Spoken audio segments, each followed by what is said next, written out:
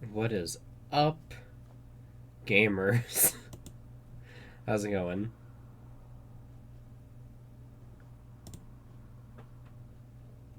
You all know the drill.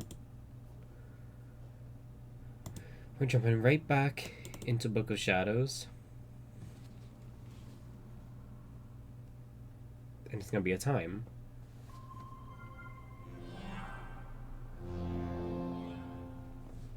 Who are booking the shadows right now?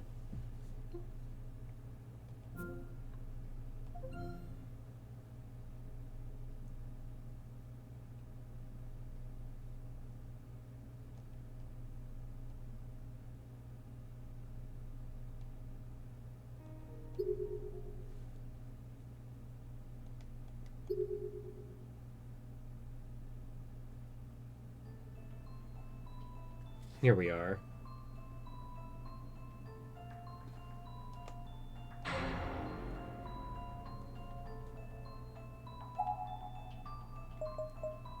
We're jumping right into episode 5, chapter 5, Shangri-la.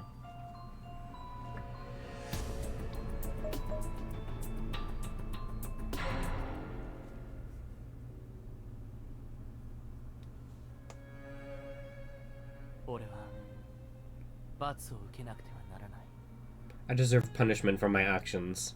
Oh yeah, those Morishige? Of course you do. Yo, Jody, welcome in. Ka-chow! Lightning McQueen. Each time I took a photograph with my wall, with my wall. You ever take a photo with your wall? Each time I took a photograph with my phone, its flash made the school walls shine a bright heavenly white. This was a place of solitude. Only she and I, not another soul to be found. I just can't stay away. Bro, I just opened the game. Oh my god.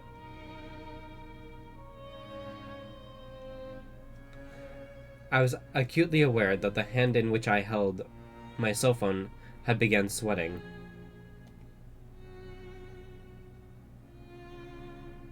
And my breathing had become uncomfortably heavy. This fucking art, man. I don't know if it's too, like, dark for y'all to see, but that's just organs plastered on the wall, just ripped open like that. And my breathing had become uncomfortably heavy. I was getting steadily more excited. Oh, this guy's a fucking creep.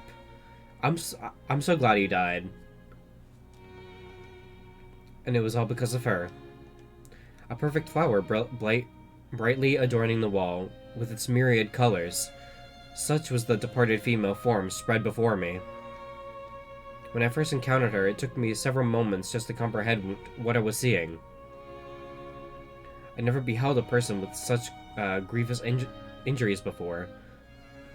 I'm not even certain the word injuries would apply in a situation like this.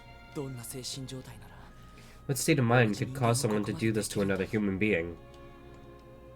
I was certain this action had been brought by human hands, largely because both of her arms had been nailed to the wall with construction-grade, lich pins. Based solely on the dug-out abdomen, seemingly without the use of tools, the intestines lying on the floor, the smashed eyeballs, and the exposed jaw. One might think she'd be torn apart by wild animals, but the linchpins and the faint traces of bloody handprints here and there proved otherwise. And yet this bold, finely crafted display of her body shows a clear will and fiery passion on the part of the orchestrator. The blood that splattered far and wide shone in the flash like a bright red flame, and whole chunks of flesh were strewn about like flower petals. This flayed, eviscerated corpse with arms outstretched and nailed to the wall brought to mind images of Jesus nailed to the cross. But she was even purer than that. There was no self-sacrifice here, no lesson to be taught. I fucking hate this guy. Whoever did this clearly had fun with it. They enjoyed killing her. They enjoyed destroying her. I suppose there are animals who kill not for food but for sport, leaving the carcasses of their prey behind. Of course, even intelligent animals like the lion, monkey, and dolphin can be subject to occasional exclusionism and abuse within their ranks.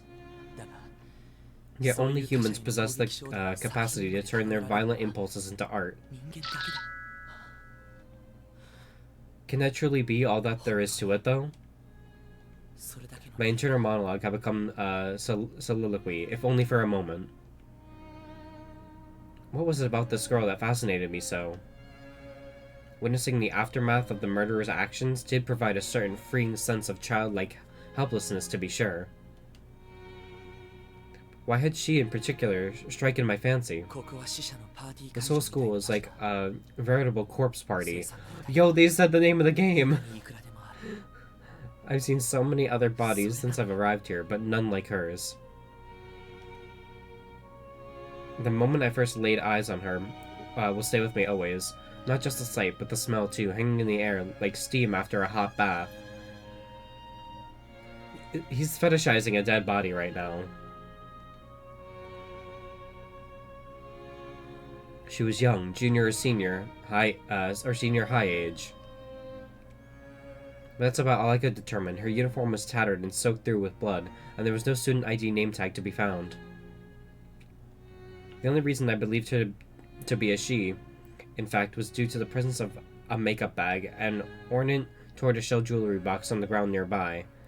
Well, also, she has boobs. That's visibly apparent, right there, in front of you. Dumbass. But you know, there's people who aren't women that have boobs, and that's okay. Be who you are. I don't have the slightest clue who she may be, so why am I so drawn to her? Oh, because it's your sister, bitch. It's your sister. Please tell me, who are you? The alarm on my cell phone sounded as if an answer. Oh dear, is it already this late? A production of the Barber of Seville was airing on the MHK Educational Network that evening, and Mayu had asked me to record it for her. Being away from my TV at the time, I'd set a few reminder alarms on my phone to sound at regular intervals beforehand. Maya was most renowned for her love of sweets and accessories and such, and I often wondered if anyone else knew how much she enjoyed the works of Ross and I. I need to find Mayu. She's lost without me. Bright and beautiful Mayu, beloved by all who knew her. I was the only one aware of the weakness that lay within her heart, therefore I was the only one who could truly protect her. Shut the fuck up. Speaking of weakness, I wonder what's become of Machida's little sister. Fucking creep.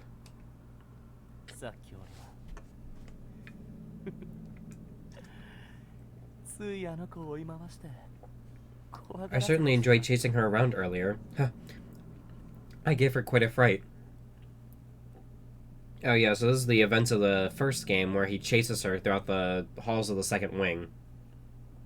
Fucking creep. I hate this guy. I adored watching her run for dear life. It was an act befitting a psychopathic pedophile. Yet I am no such thing. Are you sure? Are you sure? Why then did I glean such joy from it? Because you are a psychopathic, pedophile, narcissistic, grave defiler, body defiler, violator, if you will. You're a fucking creep. I simply found her frail, cowering countenance to be irresistibly precious. Again, fucking creep.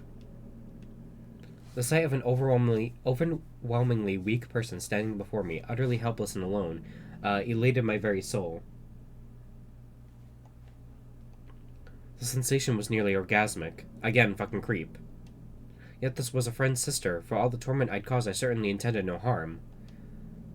The perceived threat I represented just spawned such panic and horror within her that I couldn't help myself. Thinking back upon it still makes me smile. Fucking creep. I swear, it feels like there's another me slowly and steadily awaking within. No, this is right. This isn't who I am. Could it be that this nightmarish location is messing with my head? No, it's the perfect place for you to be a fucking creep. You were a fucking creep before, and now you're even a bigger fucking creep, because now no one's around to stop you. Indeed, this wouldn't do at all. If I were to return to the real world with Mayu and the others without first discarding this new me, I would no longer be able to live the way I did before. I suppose I'll need to erase all the pictures and movies I've stored in my phone, including hers. Book of Shadows, Episode 5, Shangri-la.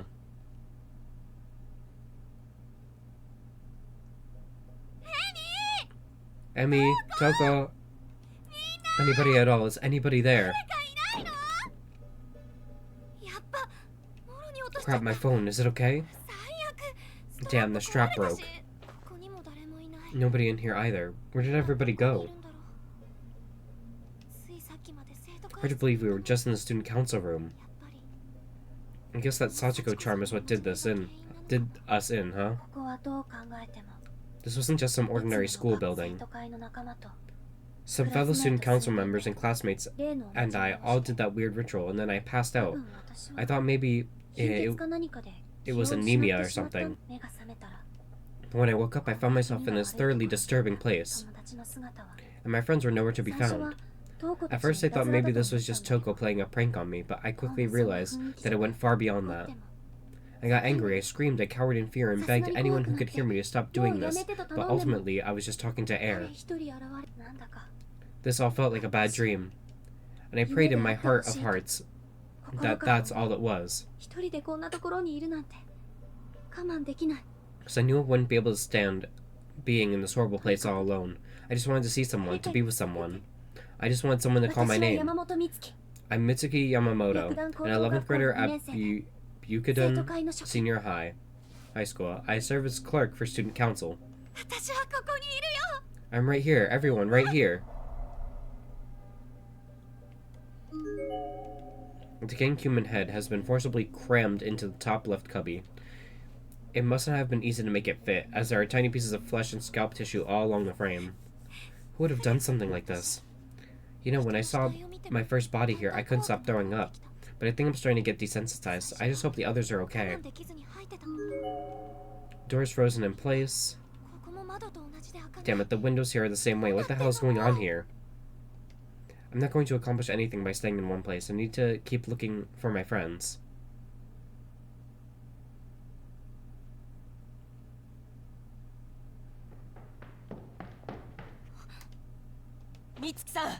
Mitsuki.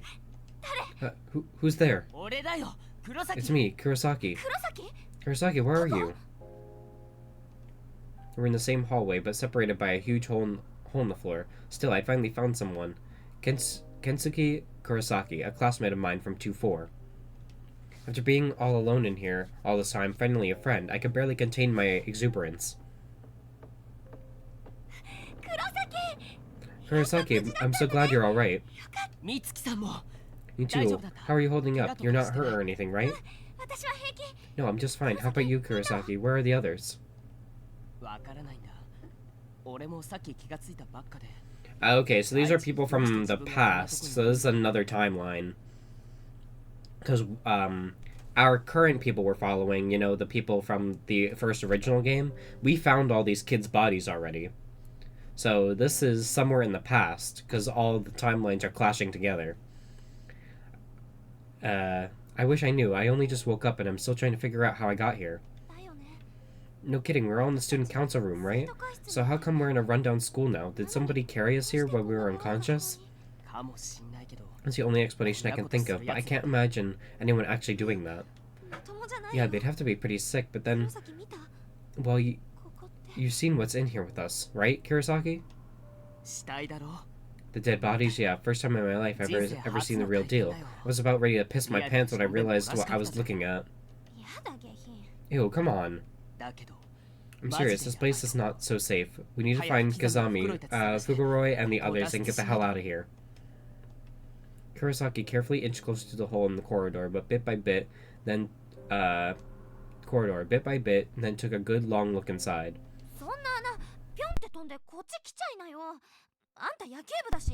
You could leap right over that, I bet. I mean, you're in the baseball club and you're good at sports, so something like this should be no problem. There's no way I'd have to be a track star to clear that. Well, you'll never be one with that kind of attitude. Man, you don't mince words, do you? Wouldn't expect anything less of you, though. Anyway, I'm going to go try and find some other way around. What? Wait. You stay here, Mitsuki, in case anyone else shows up while I'm gone. You don't need to be in such a hurry. Why don't we stay here for a little while yet? Don't leave me alone.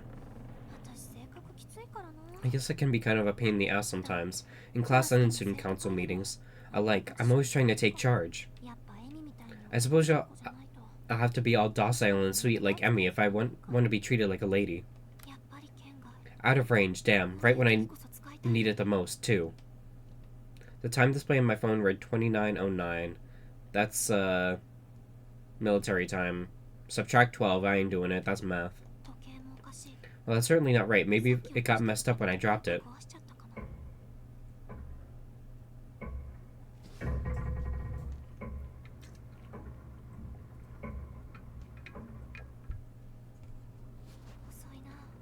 Kurosaki's taking an awfully long time. I sure hope nothing's happened to him. Hey, anybody there? Kurosaki?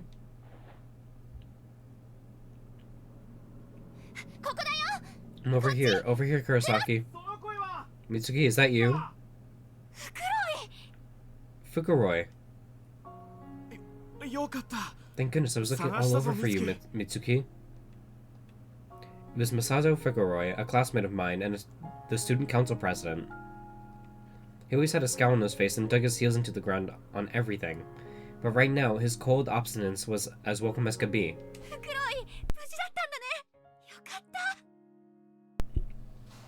Fuguroi, I'm so glad you're alright. Wait, wasn't that exactly the same thing I said to Kurosaki? I really need to get some new material. I'm sorry you caught me right as I was starting to panic. I mean, we're in this horrible place and Kurosaki wandered off. Slow down, this isn't like you, Mitsuki. Are you saying Kensuke is here too?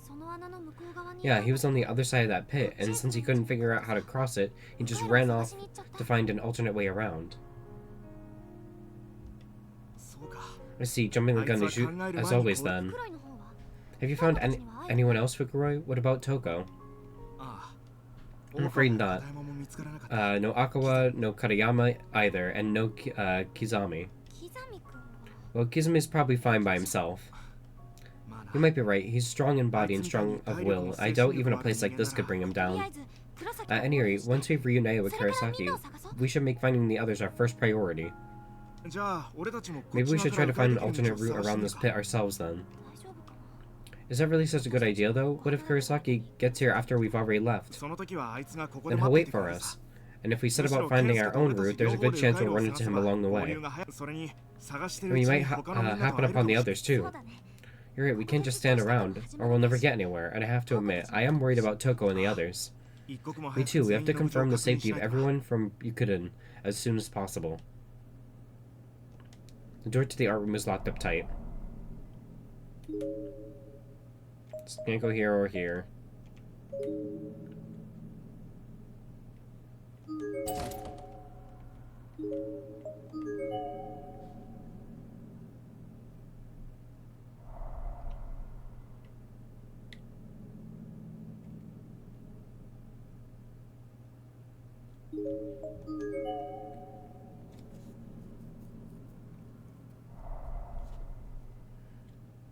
Well, at least everything's not red.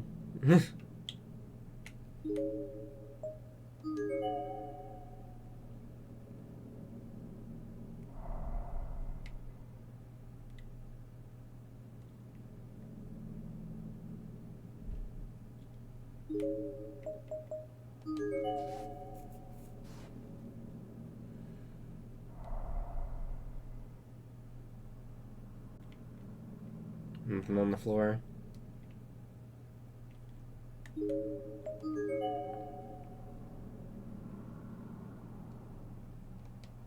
The first things I noticed when entering the room were a stack of candles and a box of matches right in front of my eyes. Had someone left these behind? These look fine. As long as they're not too damp, they should still be perfectly usable. Come on, Flame. I struck one of the matches alongside the box, and a small red flame flickered into being. Girl discovers fire. I propped up on one of the loose candles and placed the burning match head against its wick.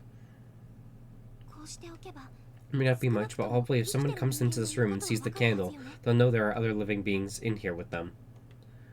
I decided it would be best to take the remaining candles and the box of matches with us, just in case we needed them.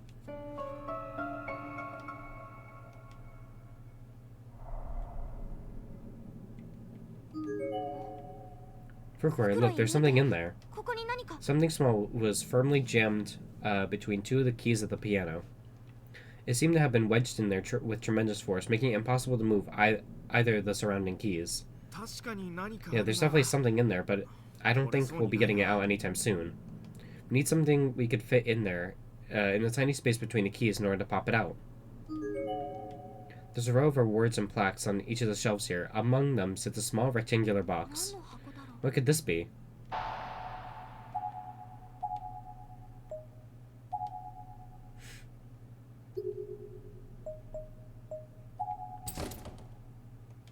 The cabinet's glass door is locked. It's one of the candles we found in this room.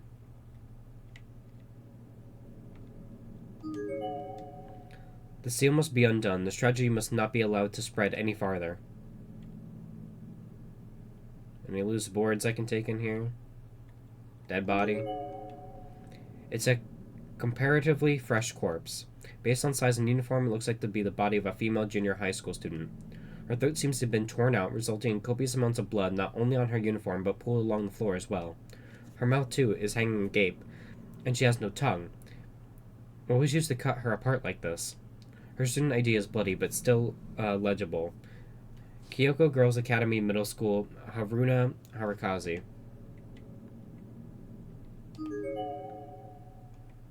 A memo pad, presumably belonging to the deceased girl, is lying on the ground near her body.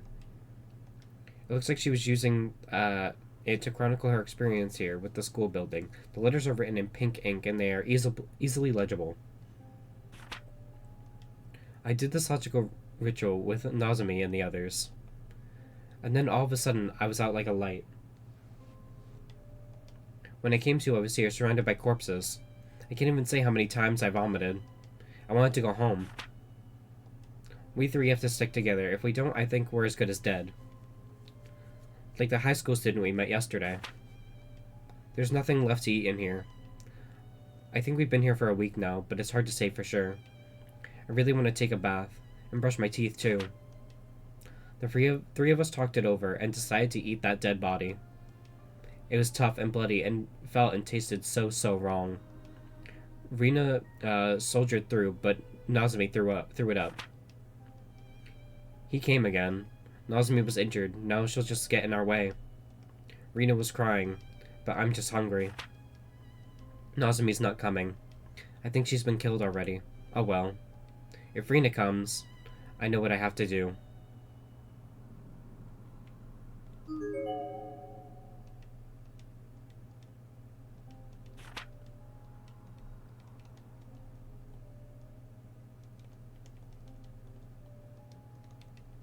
Okay, it just says the same thing.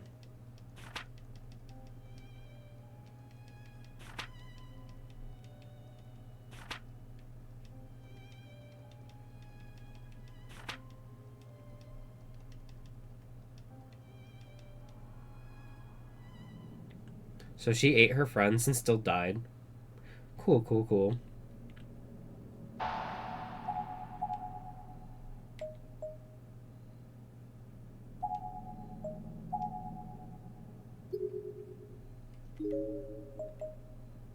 How big is this? Okay.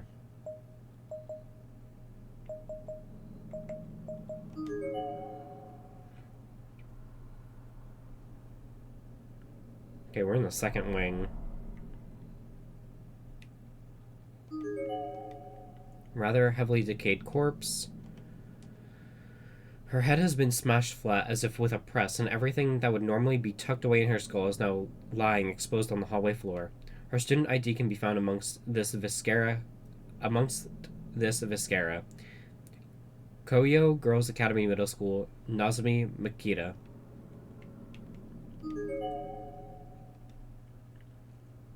There's a piece of scrap paper on the floor near the body. It seems to have been torn out of a larger memo pad. Several lines are written on it with pink ink. I found something we can eat. I've noted its location on the map. Please come as soon as you see this. There's still hope for us. Let's stave off death as long as possible. Together. There's a handwritten map at the bottom of the page with a big circle on it. The circle is labeled staff room, and the area indicated seems to be right at the end of this very hall.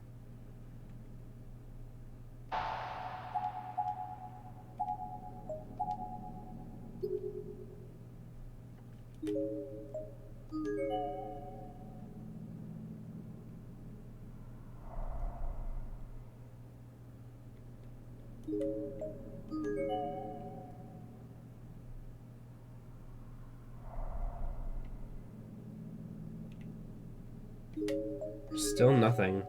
But you know, I have to check every hallway. The door to the staff room is locked up tight. Hello. Another dead body. There's a corpse here. It almost seems to be resting against the wall. Or perhaps it was propped up post-mortem.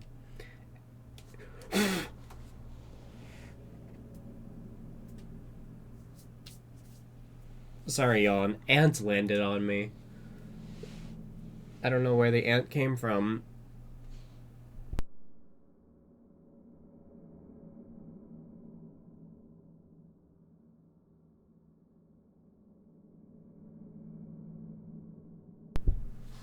Sorry, I'm like looking around. Not a hole or anything in the ceiling. Just a random ant. Ugh. I don't like bugs.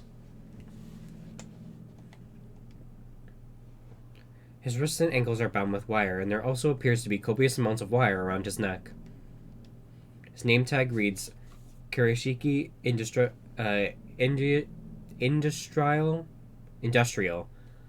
Wow. Okay. High school. Masuru Nijino?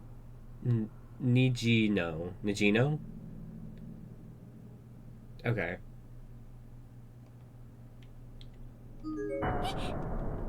Is that a ghost? Like, for real? Crap, this isn't good. My legs are shaking. You're still alive, aren't you? If you don't want that to change anytime soon, then take my advice. Trust no one. Not a single person.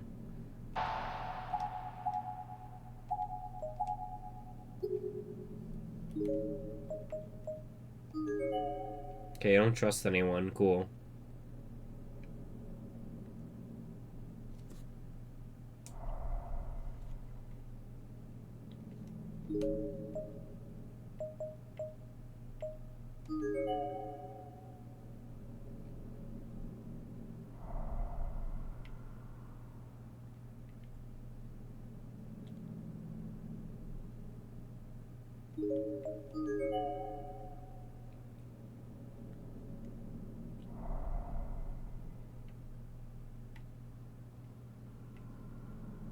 Okay, we were here before.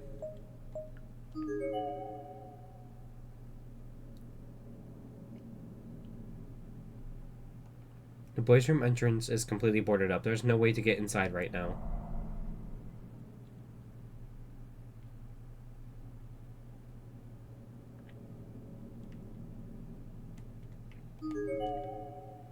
Thoroughly decomposed corpse. Wait, what was his name? Koichi Kanesada. Do you know what lies beneath this school? It's a mire of agony and torment that can drive a man to madness with a single touch. Isn't the next chapter called Mire? So we're probably going to be in the bomb shelter again.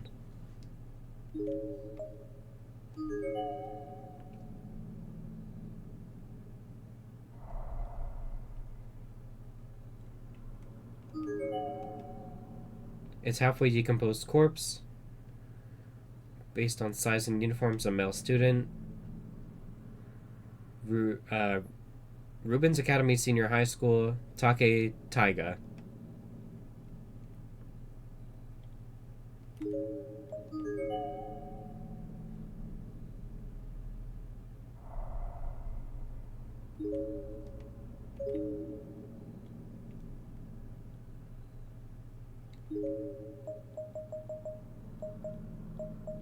Okay, so now we're on the other side.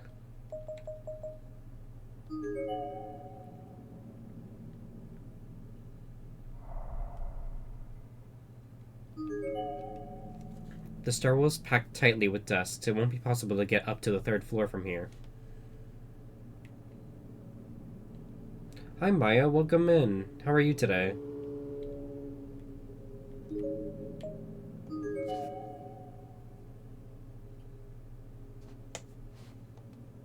The girls' bathroom entrance is covered in protective charms and seems to be shut up tight. Okay, so this is way before stuff happens in the first game, because in the first game, we come here and we burn all this shit off the door.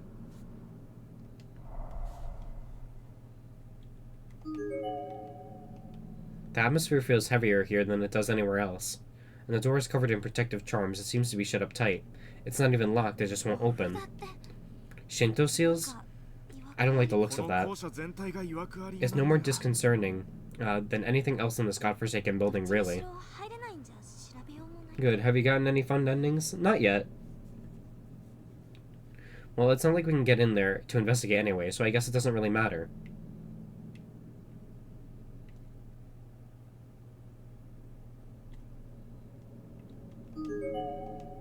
It looks like something is written here, but the lettering is so faint as to be illegible.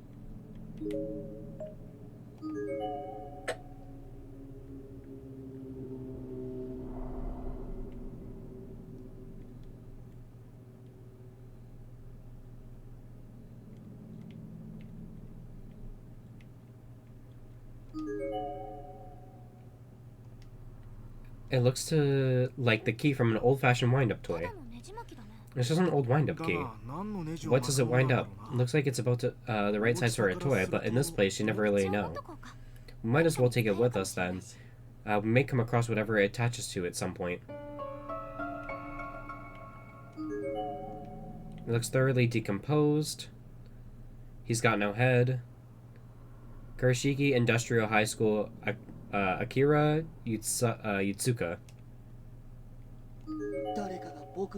Somebody stole my head. Give it back. Maybe it can be some help to you if you do. Oh, I know where your head is. What should we do? Good question. I never did believe in the paranormal before, but after everything we've seen in here, I don't think I can be skeptical any longer. That's not what I mean. I'm asking if we should help this person with this problem or not. What do? We need to find our friends, but this poor soul has it a lot worse than we do.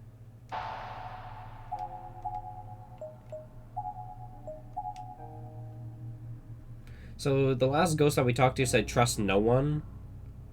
So this might get me a bad end, but I want to help him because I know where his head is, and I want to see what happens. Well, he does seem to be quite in a bind. If we can do something for him, I see no reason why we shouldn't. Yeah, I agree. Maybe if we do, he'll help us find a way out of here.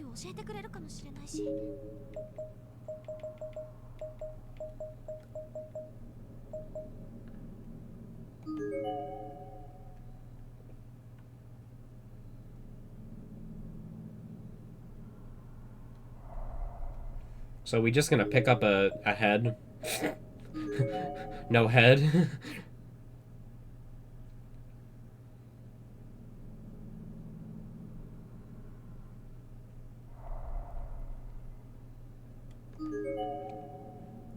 A human cranium occupies the top left cubby of this shelf. It must have been easy.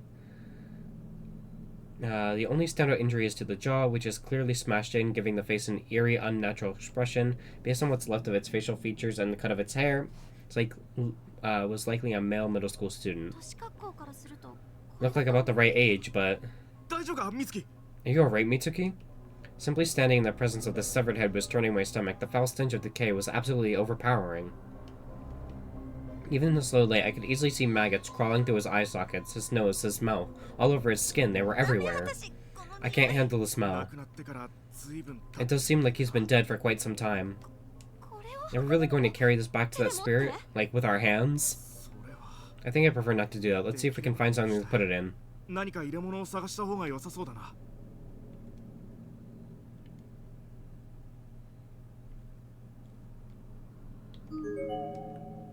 Numerous indoor-use slippers stowed in the cubbies. They appear much more old-fashioned than the ones commonly worn in modern-day elementary schools. Is there a bucket anywhere?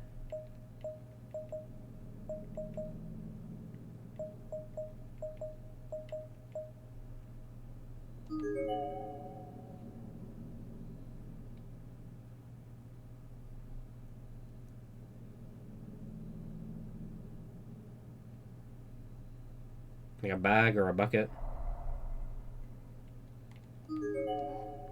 Frucre, look, something's in there. ここに何か Something small was firmly gemmed. Yep. 確かに何かあるが Yeah, they just say the same 取れ thing そうにないな from before. Any loose floorboards I can take? We already did you.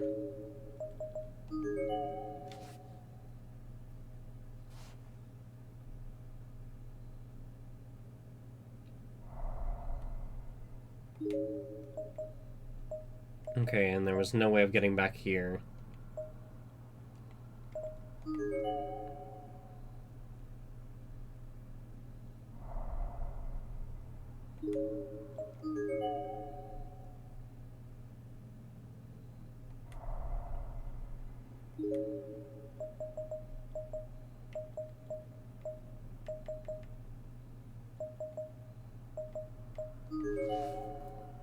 Probably a bucket somewhere on the second floor.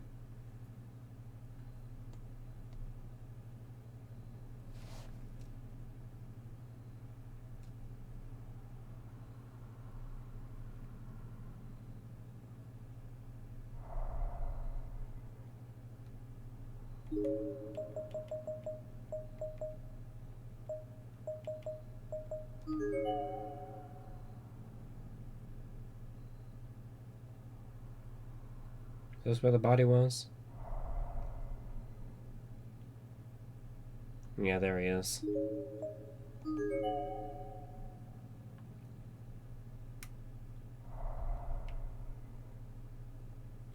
Oh. Female student. The expression on her face is almost joyous. Unfortunately, her student ID is clearly legible. Koyo Girls Academy Middle School, Rina Mizoto. There's a piece of scrap paper on the floor near the body. It seemed to have been torn out of a larger memo pad. Several lines are written down in pink ink. We left a note for Nozomi, telling her to come to the staff room. There's no turning back now, but I shouldn't feel sorry for her. Without food, all three of us will die. And Nozomi's injured, so she'd never be able to get away from that man. They just ate their friend. No remorse.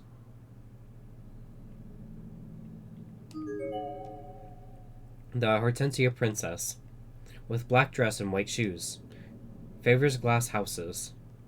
No men in the ristorante, please.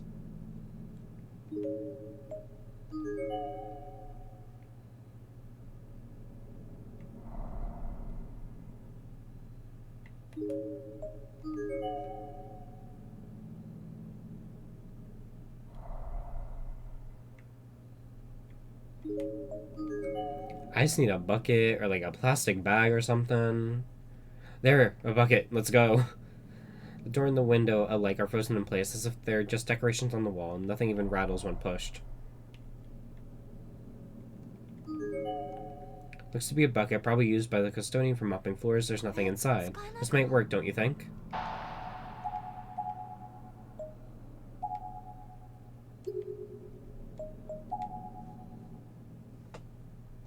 Acquire bucket. It's old and rusted, but it seems sturdy enough.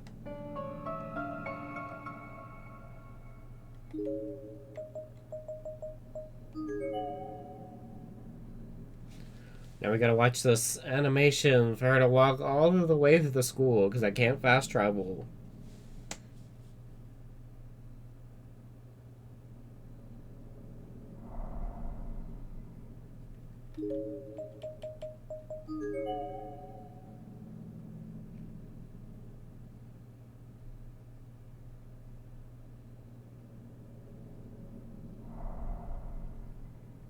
Give me the head.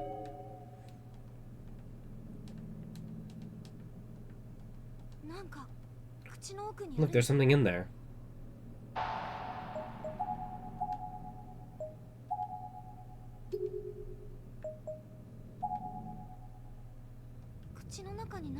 I can definitely see something in his mouth, but I don't think I can, you know?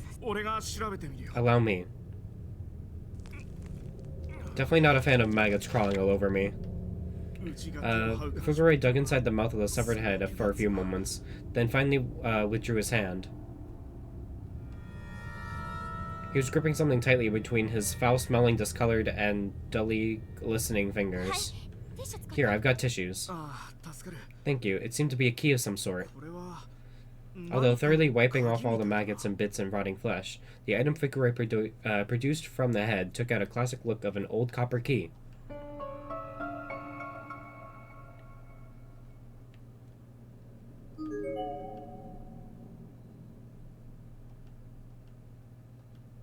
Are we gonna take the head or what? Looks like about the right age, but... You're right, Mitsuki?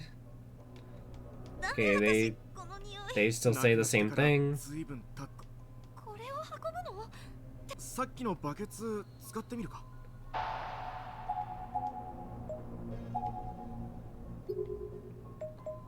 Try using the bucket.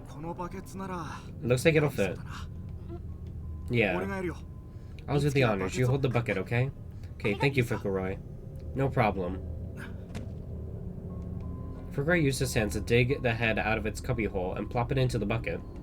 The maggots, sensing that something was amiss, suddenly began pouring out of its various sockets and climbing all over the new rusted metal home. Here, I still got some tissues left. Thanks, I really hope I never have to feel anything like that again. Okay, cool, it fast traveled. We found it. It's your head, I think. Please take it. My beautiful head, my beautiful face has become so rotten. Damn those maggots. I'm so ugly now. I can sympathize. There are many others who have been killed here just like you. We're going to need to get in contact with the police and have whoever did this arrested. Are you pitying me? Do you feel sorry for me? No, that wasn't my intention. I apologize if I've offended you. No, you think I'm wretched. You think I'm ugly and dirty. You don't ever want to touch a body again. Isn't that right? Fukuro, I don't like where this is going.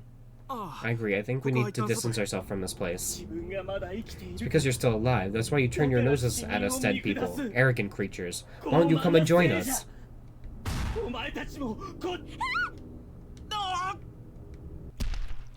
Great. I'm going to hand you over to the others, and they're scary. They're excruciatingly frightening. I need to go back to school.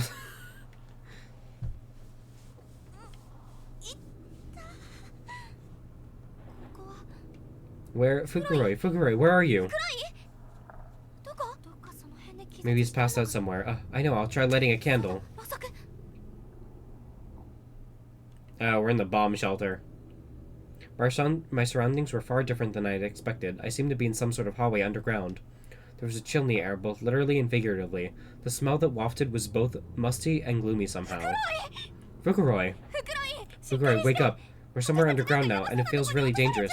Come on, wake up, damn it! Fukuro? His eyes were wide open, but he gave no response.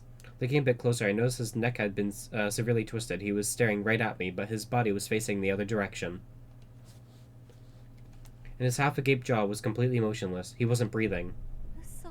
No, this can't be happening. Come on, it's not funny. And then there were footsteps. Someone's coming, what do I do? どうしよう。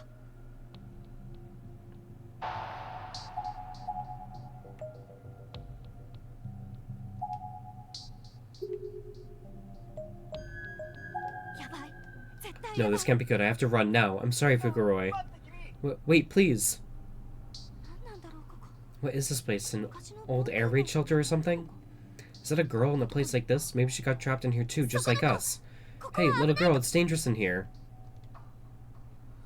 Oh, motherfucker. あなた。 You're... お姉ちゃん。 Who are you, lady? Are you a friend of that bad man who kills people?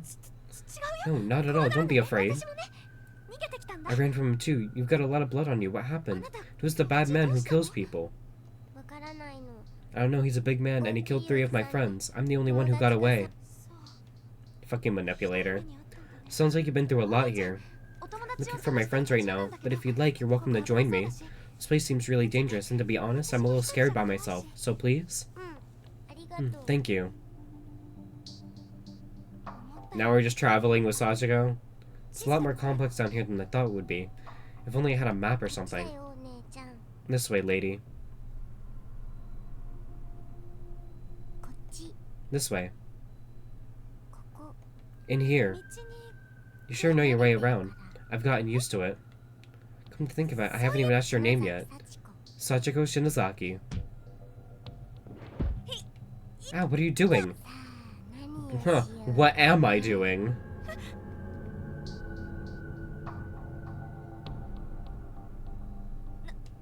What kind of room is this? Couldn't decide if it looked more like a pre-war medical facility or a meat processing plant. The stench was overpowering. Not only was the smell rotting flesh everywhere, but the air was stale and thick. The room seemed to have no ventilation to speak of whatsoever. My eyes were first drawn to the blood-spattered table, then to the other many instruments, all stained with dried blood and sprinkled liberally with viscera. And then I saw it, in the back of the room. No, oh god, is that?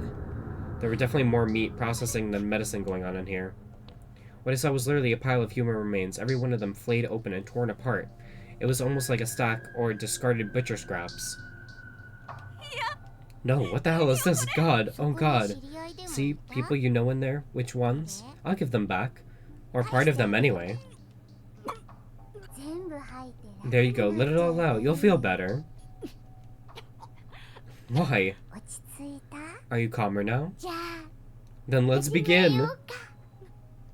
What do you plan to do with 何 me? する気なの？ Whatever it is, don't. Stay み away. んなそう言うんだ。 Everybody always says that, but it's not like it ever works. やめるわけないのに。おい、薄のろ。 Hey, halfwit, catch her. There you go, now string her up. The large man seemed intent on obeying Sachiko's every command. He drew near me, slowly and robotically. There was no emotion, no sense of urgency, just a man walking across the room to do his job, like it or not. I have to run. If he catches me, I'll be... Get back! 鬼ごっこ I'm playing tag. The exit's over here, but you can't make it. たどり。 But can you make it? Get back! The man's movements remained slow and evenly paced, but there were only so many places to flee in a room this small. If I got tired before he did, I'd be finished. My only hope was to get out in the hall before that happened. The two of us glared at one another for a few moments from across the dissection table, and then, as soon as he made his move, I leapt on top of it. I'd underestimated just how slippery the table might be. With its thick layer of blood and fat, I quickly spilled off the other side onto the floor. My legs and hindquarters were soaked through the blood of the untold number of other people, but I didn't have time to think about that. Adrenaline gave me the strength to stick my landing, and I managed to keep running without skipping a beat. Almost there. I was in the home stretch, for a couple more steps anyway. A sharp pain suddenly shot through my leg as it touched the ground. I immediately fell into a heap. It hurts, my leg! My right leg was now firmly impaled with thick, sharp metal spikes. I'd been caught in an old-fashioned bear trap. The kind that's got 2 rows of metal shark teeth lined up on either side, instantaneously snapping shut as soon as any weight was applied in the middle. The thing was designed to catch bears and tigers, so what hopes did a human have of escaping it? It hurts, it hurts! You dumb bitch! How many dozens of victims do you think I've killed here? 大人っ People sure don't get any smarter as they get older. Everybody always gets caught by this. But then, I don't ever let my prey escape. Stay back, stay back! I swallowed my pain and started grabbing whatever I could to get my hands on, dirt, bones, anything, and chucking it at the encroaching giant. It was the only thing left for me to do. I was out of options. The man's foot came down hard on my left leg. It immediately contorted unnaturally and went limp. I could see a pointed shard of bone jutting out from a bloody hole in my sock. My leg! You broke my leg! Next, the man wrapped both my arms in chains. No, stop, please, it hurts! It hurts! No! As he pulled on the chains, my leg muscles also tightened around sharp metal spikes. And the compound fracture, the pain was literally unbearable. In my half-unconscious, agony-addled state, I was just barely aware of being raised into the air by my arms on some sort of pulley system. Why are you doing these horrible things? Just let me go home. I won't tell anyone about this. There's no need to worry. You see, you're about to experience horrible agony and then die. Why me? Why me? Why not some other person I've never met from a foreign country? Why does it have to be me? You sure, beautiful skin lady. You'll get the filefish treatment. I'll peel away every last bit of skin from your body, starting with your face. Sachiko began approaching me with a broken off shard of earthenware pot in her hands. No, God, no, no, no, no, no. It's so springy. If I wear this, I'll look more grown up. An intense pain shot through my entire face. An undiluted primal scream escaped my mouth unwittingly, as if I were throwing up blood. But not a living soul was around to hear it. There was absolutely no way for me to resist anymore. All I could do was lie limply, strung up along the wall, and feel my skin getting peeled away. Some time amongst the throbbing, shooting, burning, electric agony coursing through my every nerve ending, overseen by the girl's sneer, I'd lost consciousness.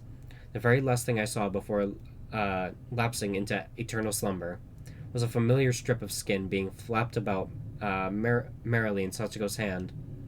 It was my own face, perfectly flayed from my head, staring back at me with blank eyes, and flanked by Sachiko's overly delighted grin.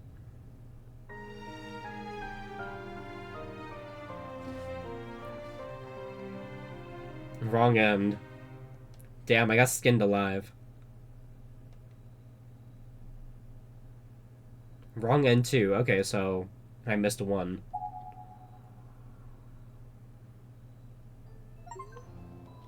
I got an achievement for that. Damn.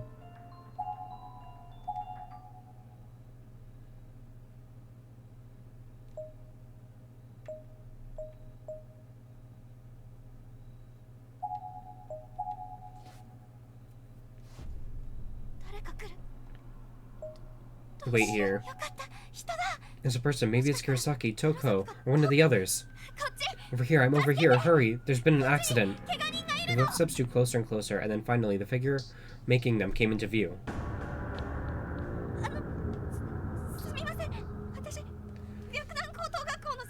What? Before it was the other guy.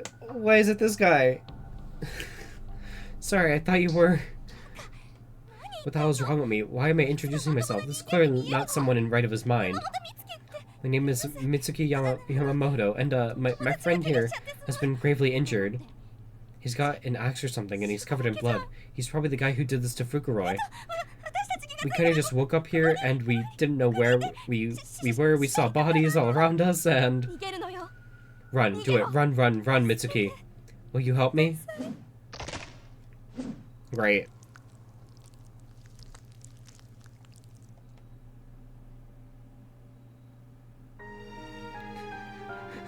You're fucking joking.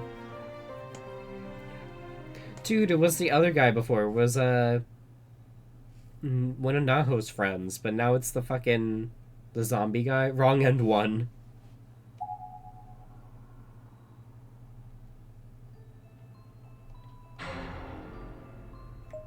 God damn. Okay, let's go back to where we find the key in this guy's head. We're not gonna give his head back. Because the one ghost said, trust no one. Then, you know, we tried to give his head back and he got mad at us. So... さっきのバケツ使ってみるか。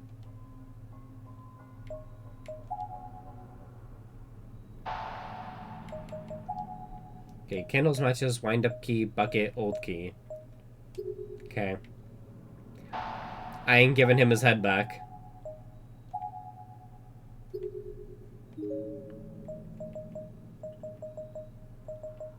Let's see if this opens the staff room.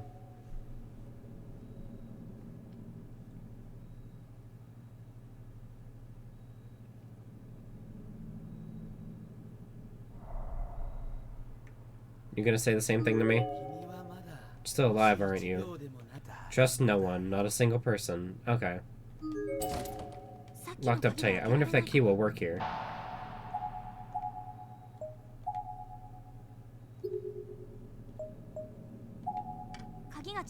Nope, wrong door.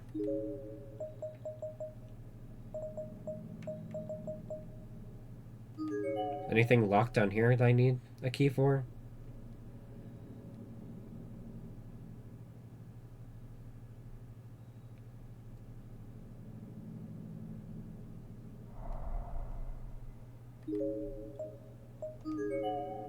The art room?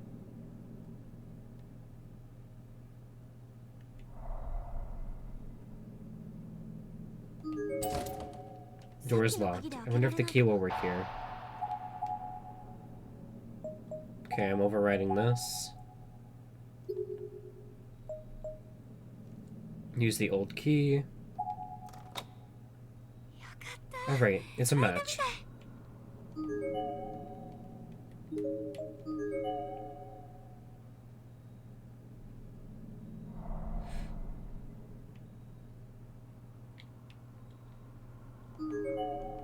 There are quite a lot of objects on these shelves and in these drawers, but every one of them is fixed in place. If they're all just decorations. Okay, said the same thing. It's faint and almost invisible from a distance, but there appears to be a painting of a white rose on its canvas, or maybe it's just a water stain.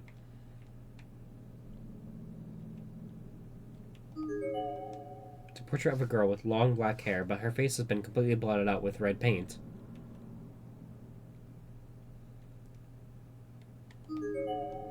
There's a plaster model of a human arm on one of the shelves. Maybe it was used for sketching? The fingers are all stained red as if covered in blood. The hell is this? It doesn't look like paint, does it?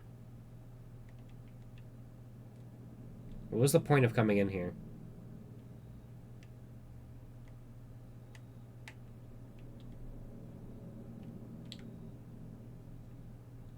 Can't take anything off the shelves. This doesn't say shit. White rose or water stain. A picture of Sachiko. Oh, this one. It's a still life depicting hydrangeas. There's a palette knife placed beneath the canvas. It seems like something we would be able to use.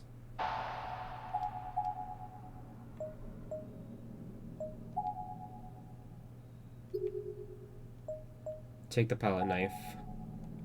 You never know when something like this might come in handy. Okay.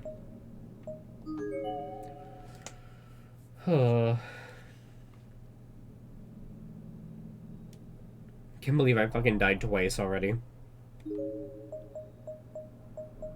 Oh, I could probably use this to get whatever is stuck in the, piano.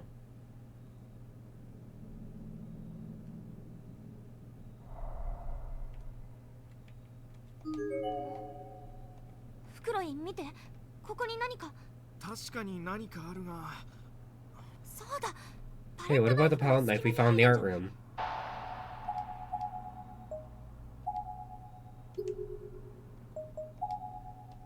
Fukui took the palette knife in and started digging between the keys of the piano, with it in an attempt to dislodge whatever was stuck.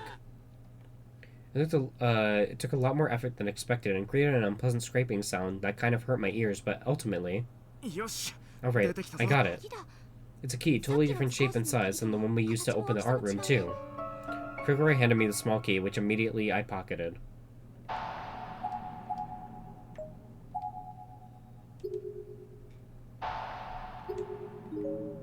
How much darkening do we have? None yet. Staff room. Let's see if this opens that.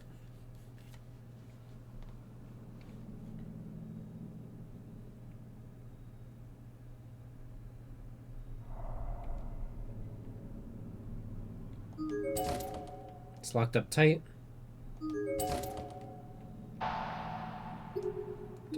Bitch, we have a key.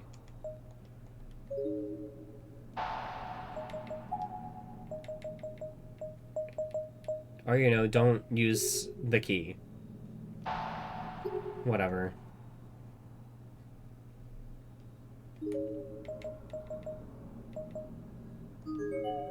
I ain't giving the ghost his head back because he'll just get pissed off. Trust no one.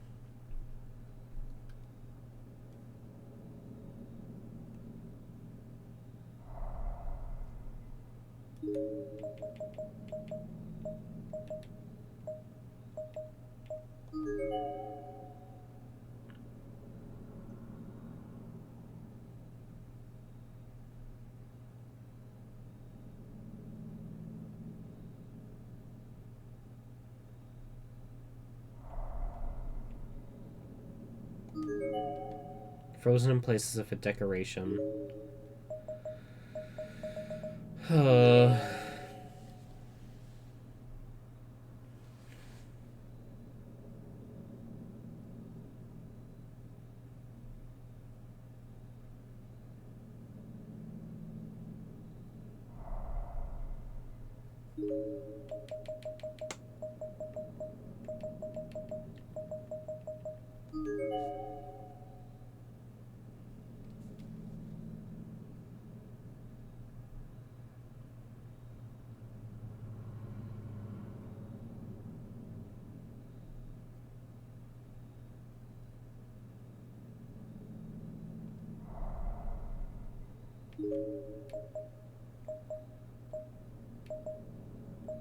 Oh, you're joking.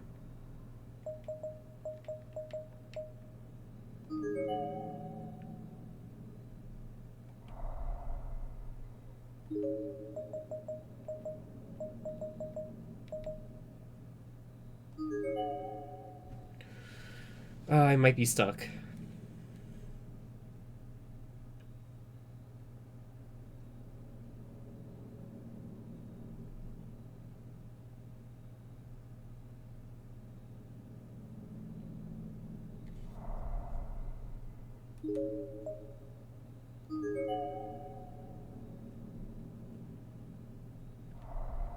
Can we move these desks?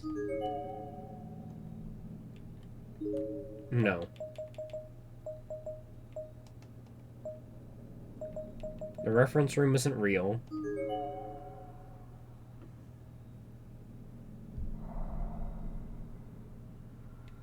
If I try to give him his head, he's just gonna get pissed off, so what the fuck? What does it want me to do?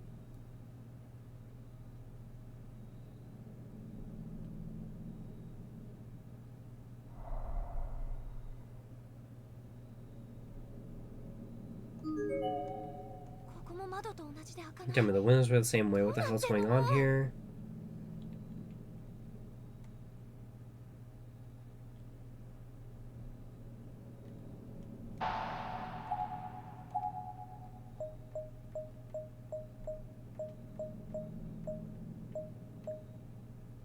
Okay, that's the last chapter.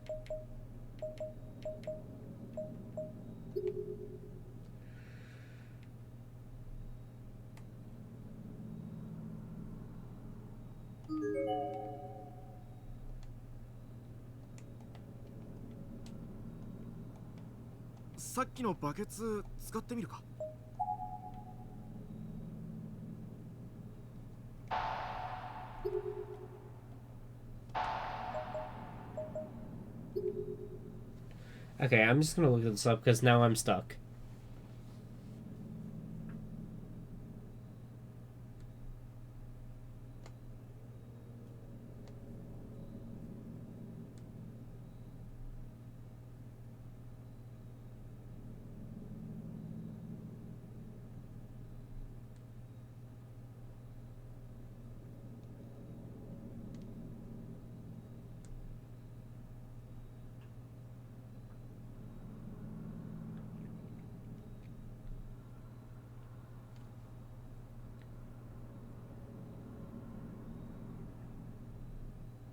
What am I in? Chapter 5?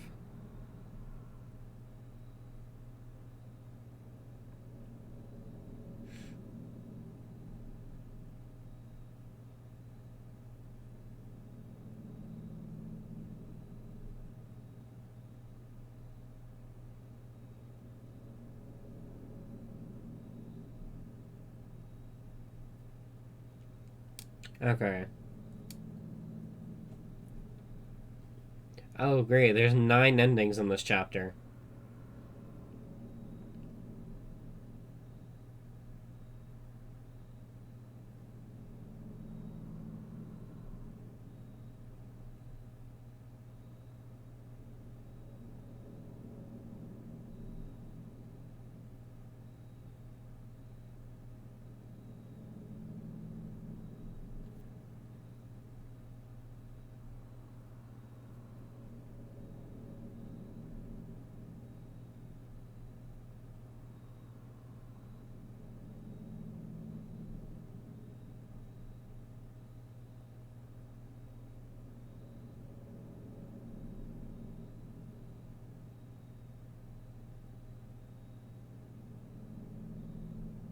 Okay.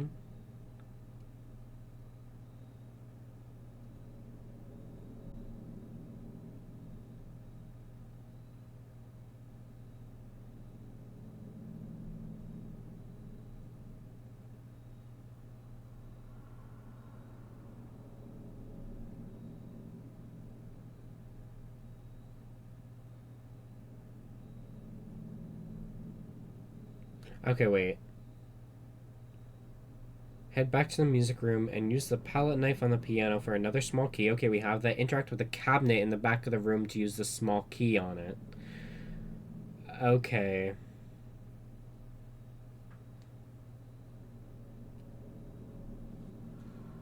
Okay, we're going back to the music room.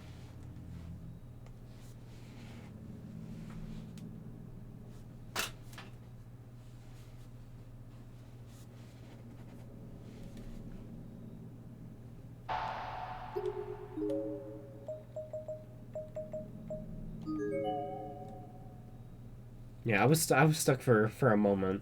It said that this is one of the easily the longest chapter in the entire game because it has 9 endings. So,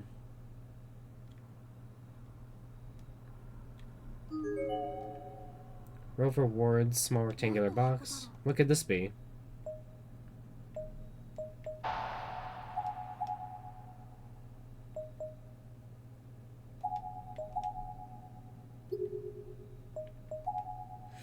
It's locked. I'll try using the key we found on the piano. The key turned without resistance and the heavy glass door opened right up. I removed the rectangular box from inside and marveled at the feel of the wood. It was made of paulownia, making it smooth and lightweight. Let's have a look inside, shall we? Doesn't that seem dangerous or anything? I hope you didn't just jinx us. I wouldn't worry. Even if there's a bomb in there, I'm sure you'd be able to handle it just fine. Isn't that supposed to be the girls' line? I couldn't believe I just left. I guess Fukuro's overtly serious, deadpan reactions had become a source of strength for me. I can't even describe how grateful I was just to have him there. He was like a pillar of strength. With that in mind, I fearlessly opened the paulownia box. Inside, wrapped in silk, was a small wooden board inked with calligraphy. What is this? It looks like some kind of thing you'd see at somebody's grave. That's exactly what it is. It's a wooden grave tag. A kind of protective charm. It's the sort of thing they burn at Buddhist Seder stick ceremonies. I wasn't particularly well versed in Buddhist practices, but in a place like this, any sort of protection charm seemed like a good item to have.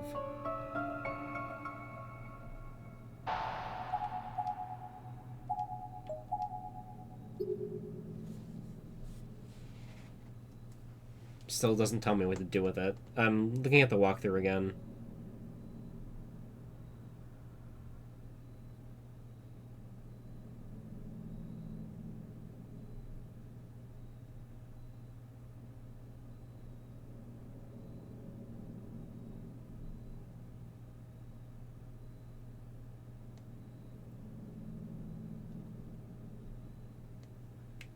Okay.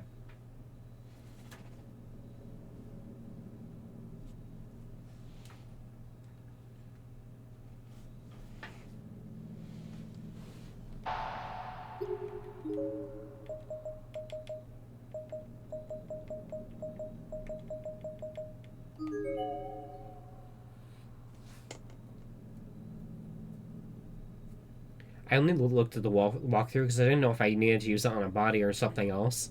I'm pretty stuck right now, so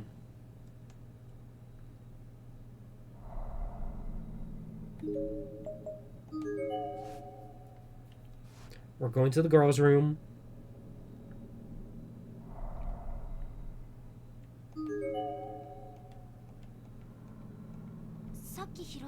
Maybe we can use that grave tag we found to get inside.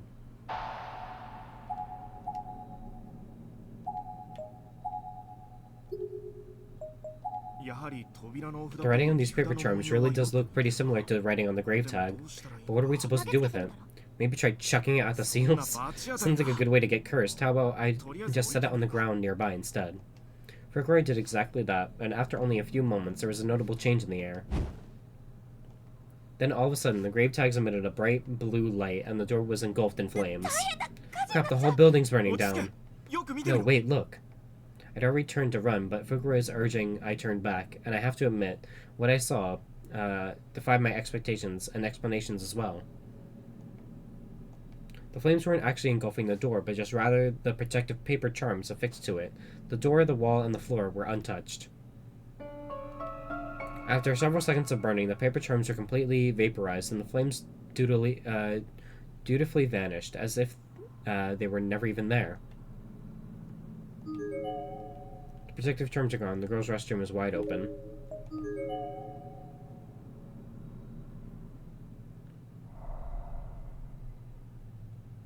I don't like that.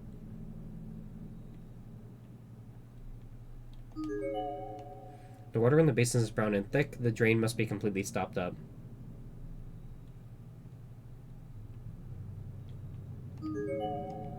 There's a body hanging from the ceiling beams, swaying back and forth ever so slightly. It's completely decomposed, but judging by the uniform, it was probably a female junior or senior high school student in life. Behind the swinging corpse, there's a conspicuous hole visible in the back wall, and all around it on all sides there's a graffiti exactly the kind you'd expect to find in a public lavatory, from dirty drawings to for a good times. Call me, I'll be waiting for you. Dead cat in class 3's locker. I'm watching you from up above. Blank from 3A loves blank. Japanese studies teacher Mr. Blank, just die already, you pervert. There's a name tag on the girl's uniform. Rubens Academy Senior High School. Moeka Natsuno.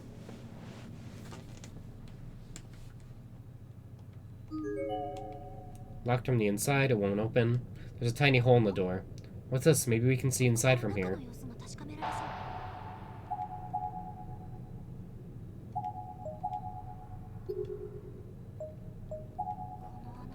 There must be a purpose to this hole, I wonder. Working out a hunch, I took the wind-up key from my pocket and tried sticking it in the hole. Surprisingly, it was a perfect fit. I tried turning it, and with just a little force, it spun 180 degrees to the right and produced a loud click. I guess it wasn't for a wind-up toy after all then. Seems like I flipped some kind of switch. A switch? It doesn't seem like anything changed though. Wait, look at the hole. As if on cue, a single hairline stream of blood began oozing out from behind the wind-up key. It slowly wended its way down the floor and formed a gloppy pool at its base. The whole room then filled with pungent odor all at once. The smell seems... Oh, it's nothing. Another earthquake?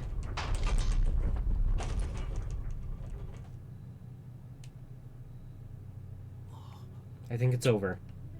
That scared the crap out of me. This old building is run down enough. There's no telling when it will just up and collapse. We need to hurry up and find a way out of here.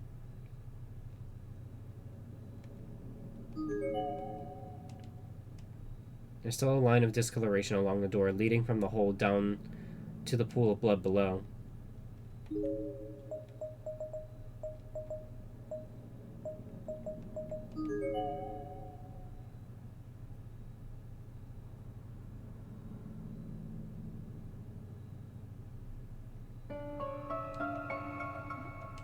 Huh? Hey, is it just me, or was there a gap in the floor here before? 今の地震のせいか Maybe the earthquake shifted things 穴 around? が増える You'd ならともか expect く there to be more gaps after an earthquake, not fewer. 何か There's definitely something really wrong with this 起きてるんだよ place. ここって No longer a trace of a gap in the floor here. Okay, cool, cool.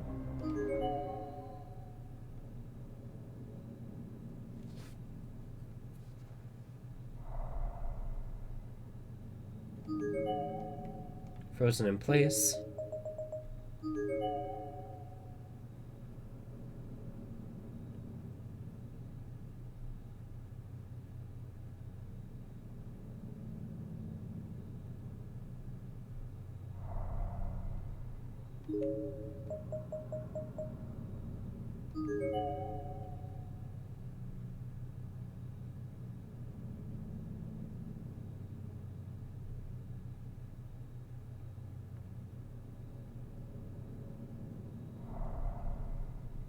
Can you open this yet?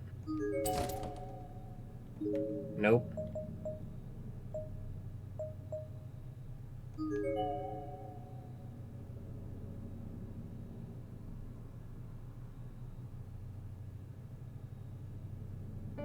Oh. The exit door is rattling with the rain and the wind. Seems like a perfectly normal, perfectly open door now. Alright, look. I think we can get outside.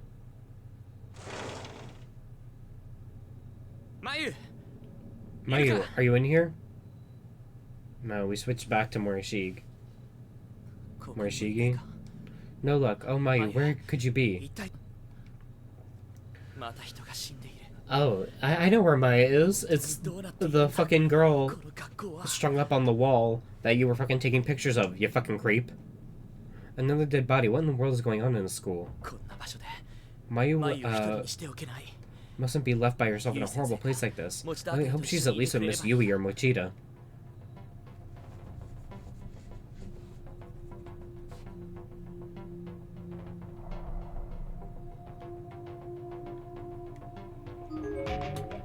It's a corpse that's only just started to decay.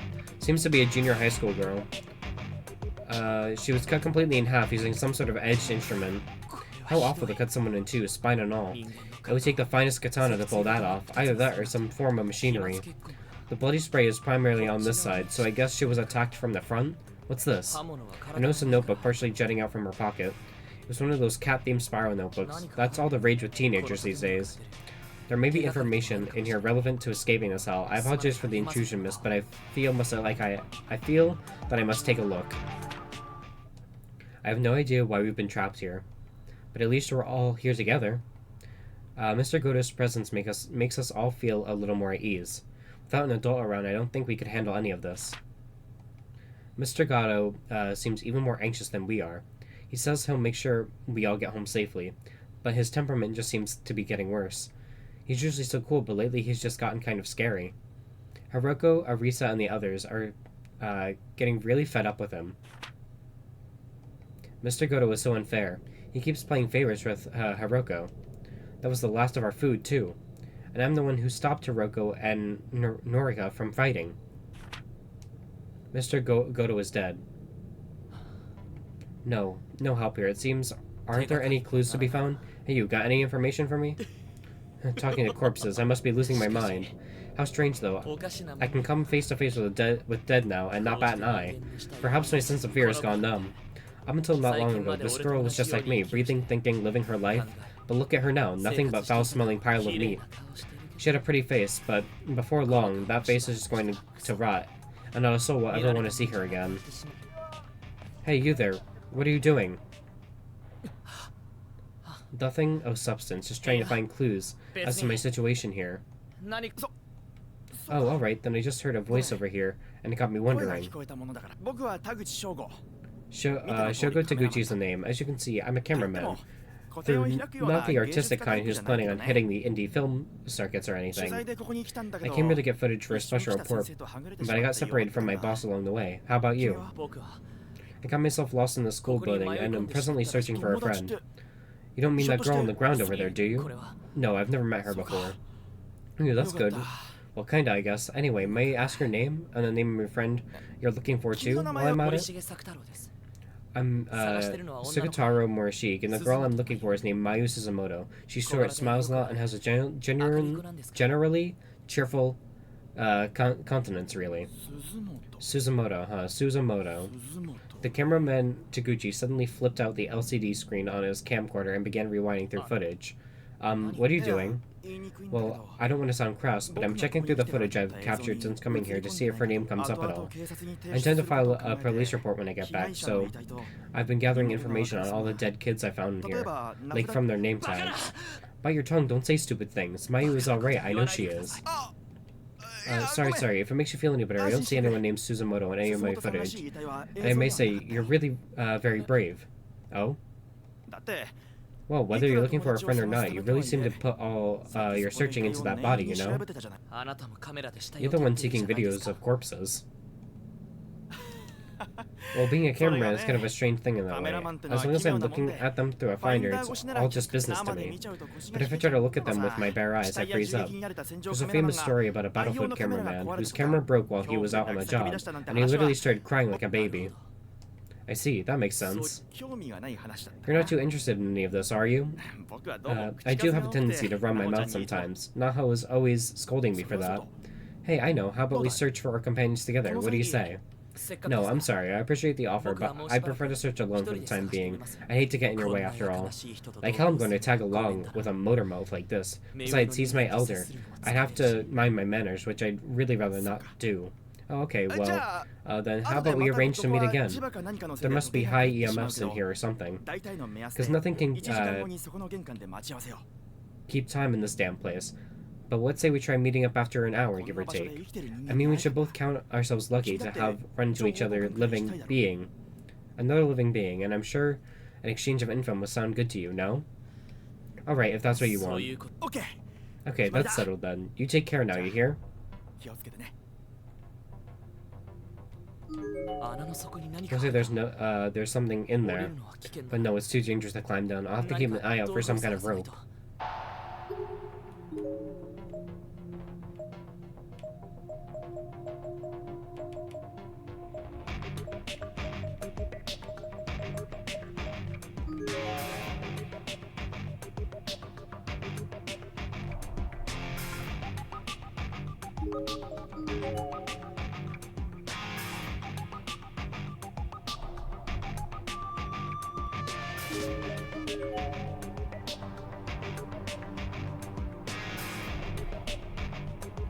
I like the music.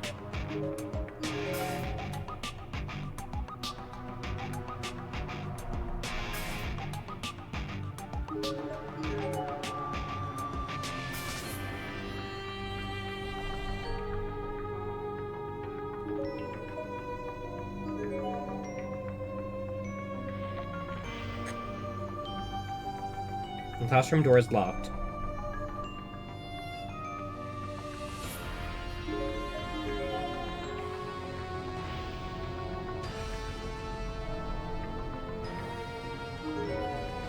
The door is frozen in place, as if it's just a decoration.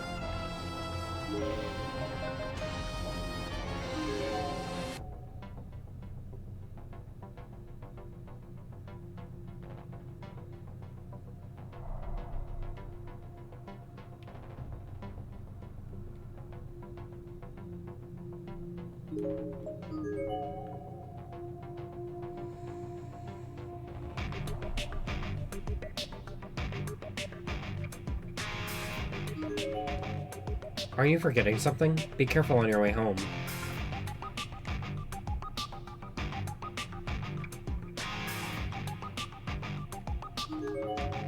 There are lots of old stationary goods inside, like rusted paper clips and beat-up staplers. Not one of them seems usable for functional. Except perhaps this spool of kite string mixed in with them. Maybe I should take this with me.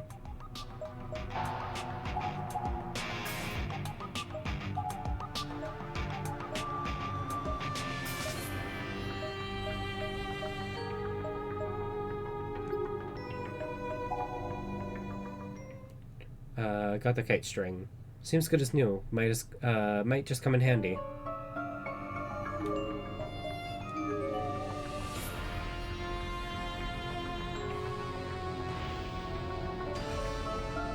The door to the custodian's closet is frozen in place, as if just a decoration on the wall.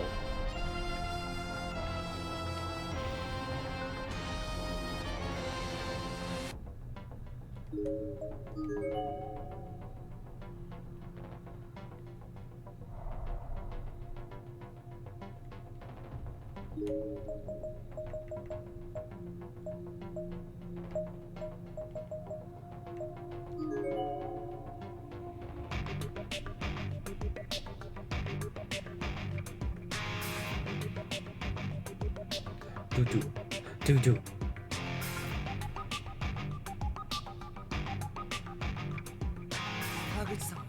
Taguchi's not here yet. It probably hasn't been an hour.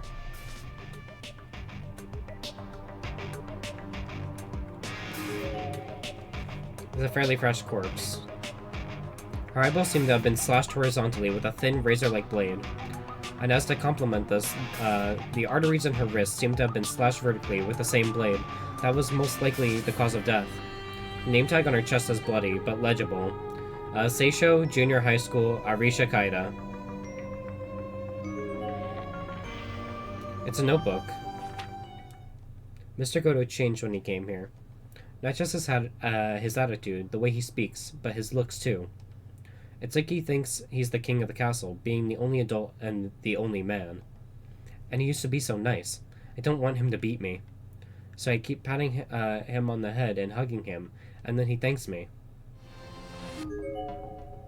Door is frozen.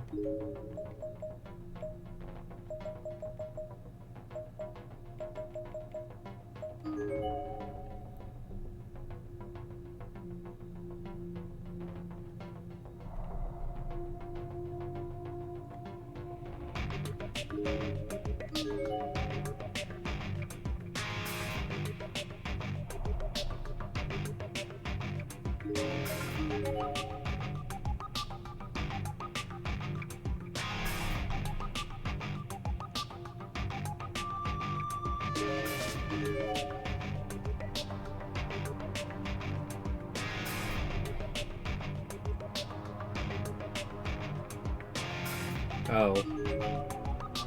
Some more recently deceased corpse. Based on the height of the shower head and the positioning of the body, this appears to have been suicide. Name tag is a bit dirty, but still legible. Seisho Junior High School, Hanoka Nanjo. There's a note near the body, neatly folded 3 times. The 4 of us killed Mr. Gatto. I talked it over with Hiroko, Arisha, and Narika, and we decided there was no other choice. He may be a nice man, but it was only a matter of time before that changed in here. It's hard to trust anyone in a place like this. And now that the deed is done, Hiroko and the others have started second-guessing themselves. Now they're dead too, and I'm all alone. There's nothing to eat and I'm starving, so I tried eating rats and cockroaches, but that just gave me severe diarrhea. My lips have dried out, and I've lost a lot of weight, so I decided to kill myself before the ghost kids or that hammer-wielding man get me.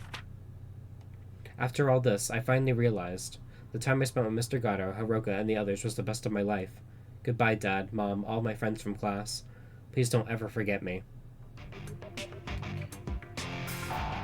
We know, though, if you die in this place, you're literally erased from existence in the real world.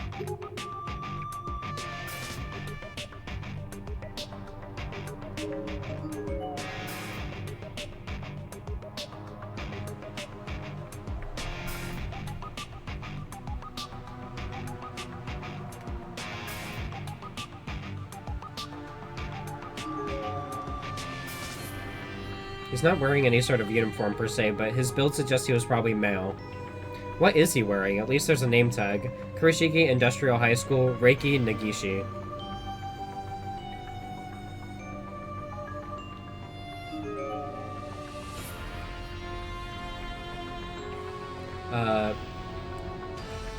Kiyomasa Kagai.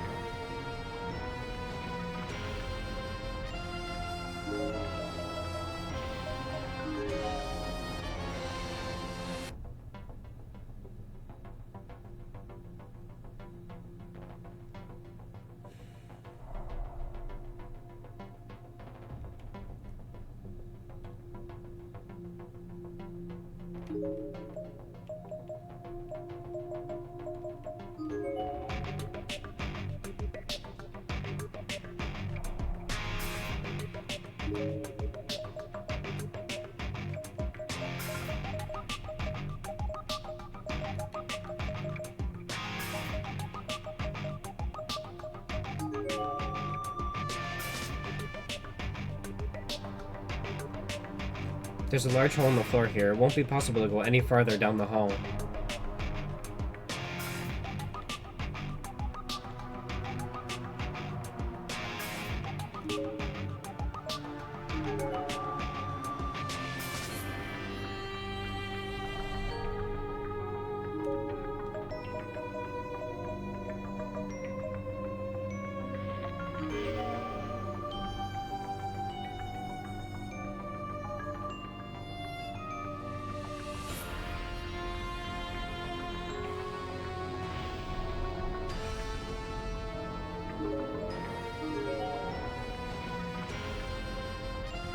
Music is so loud.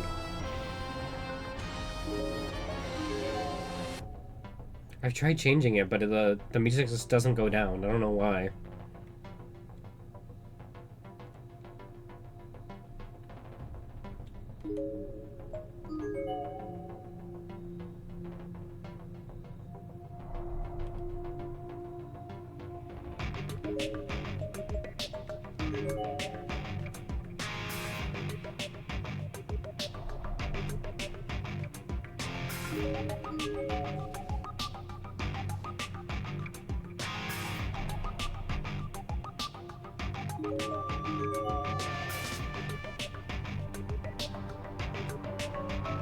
The door to the infirmary is frozen in place.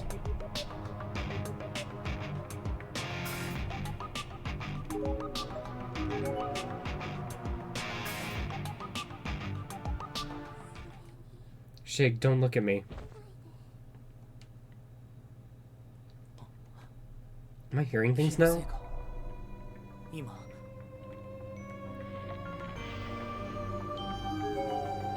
There's some sort of stain on the wall here. Such a moist, foul impression this simple stain leaves. What could have caused it? Put yourself together, Sukataro. You need to find Mayu, then escape from this tainted place.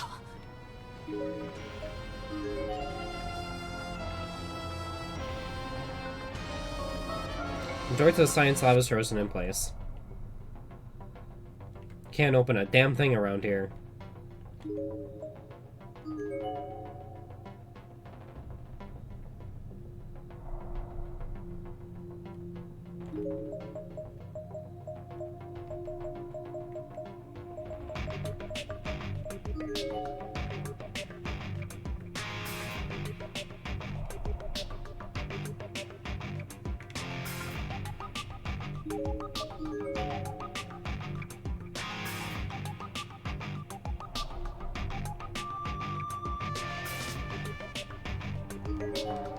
It seems to be a school's newsletter of some sort. Disaster Training Day.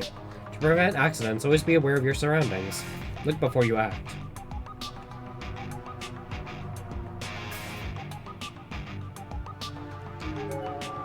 There's a piece of paper hastily taped to the glass door. Return the class logbook. I'm getting angry. Do you want to be killed?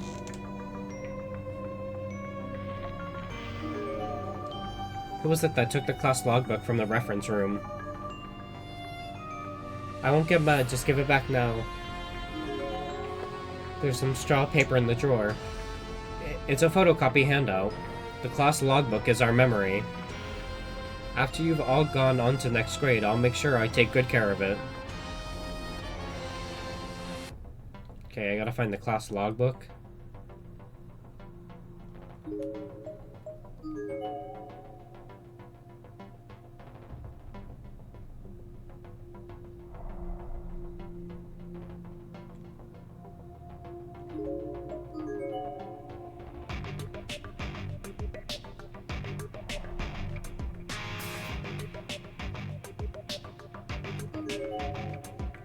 A request from Nurse Shinozaki. We've received new furnishings. Please try to keep them clean. Let's take good care of our school environment.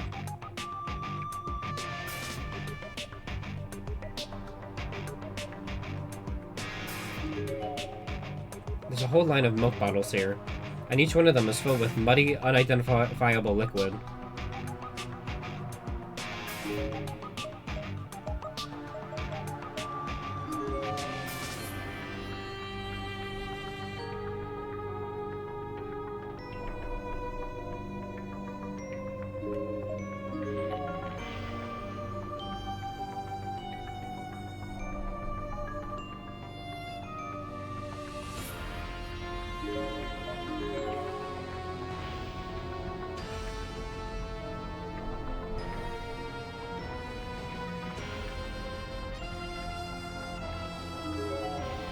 It's a class newsletter. Though this particular issue seems to be a little more than a rough photocopy of an article from a local newspaper, the only thing to distinguish it from the original printing is a single line at the top that says, "May such tragedy never occur within these walls again." It's already been 1 week since a horrific incident at Heavenly Host Elementary. After much discussion between school officials and members of the PTA, students are being provisionally requested to return home from school in groups. In addition, PTA volunteers have been asked to take turns keeping watch over all main roads to and from the school during morning and afternoon commutes. Other elementary schools across Japan have been adopting similar policies, proving just how much this tragedy speaks to us all. May the 3 victims of this incident rest in peace, and may their departures help us all realize how vulnerable we are in this world. If we can learn to better protect our children from harm as a result of this unthinkable crime, then perhaps their deaths will not have been in vain. Is this one of the class rep's candles? So I guess that means she's okay. There's a twisted length of wire inside. The door seems to be busted, so it should be easy to pull out. You never know what something might come handy. Maybe I should take it with me.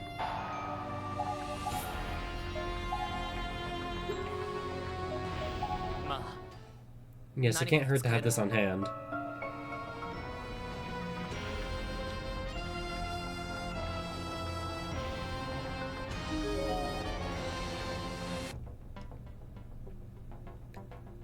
Shobu University Middle School, Asuma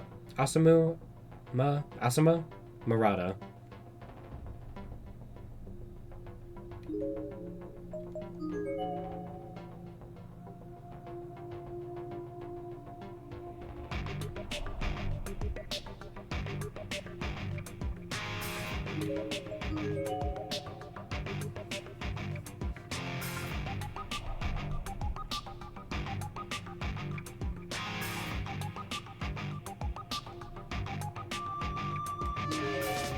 There's a message permanently carved into the blackboard here, as if with a nail.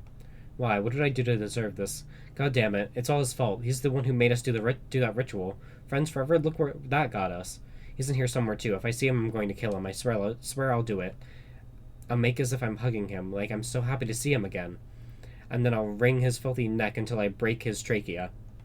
And then I'll curse him forever. Okay, period.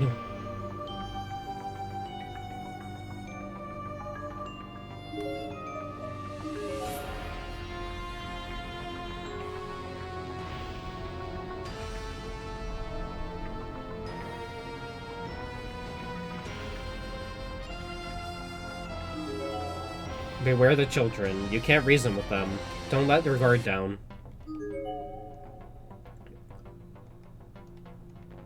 Probably the phys ed teacher, as he seems to be wearing a jersey, and there's a whistle hanging limply around his neck. Looking closely, there appear to be lacerations across his entire body, with a particularly concentration along his back. There's no way these could have all been made by a single assailant. Most likely, he was flogged to death by multiple aggressors all at once. There's a custom name tag sewn into his jersey. Seisho Junior High School, Itsuya Goto. Damn.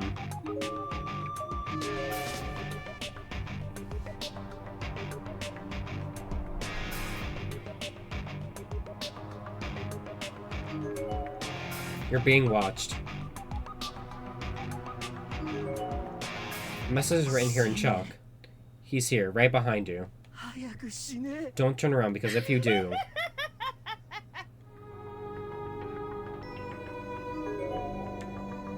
There's an ordinarily large number of dead bugs inside.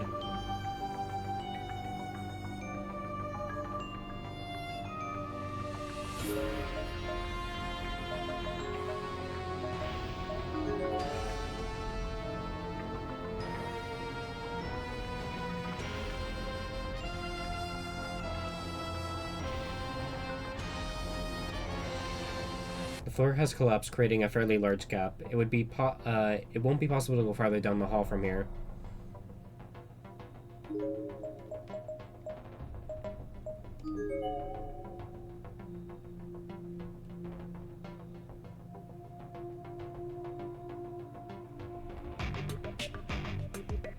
Large hole in the floor blocking the way through this hall.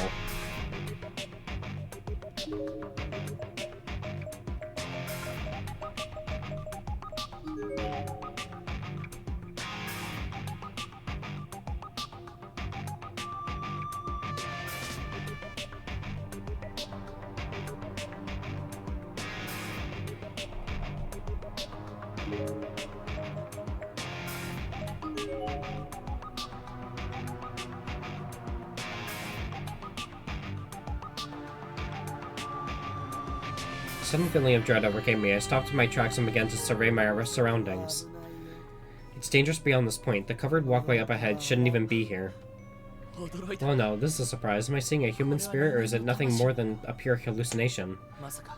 Upon that Mustang, the spirit vanished from sight. But the sense that I was being watched remained. There was a covered walkway beyond this heavy iron door, a covered walkway that wasn't supposed to be here. Evidently, did I dare challenge it? Open the door and proceed into the walkway. Turn back.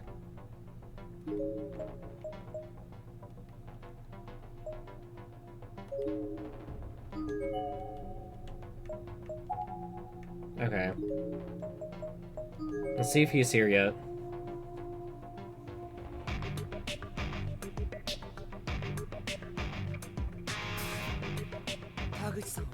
Kuchi's not here yet. Okay.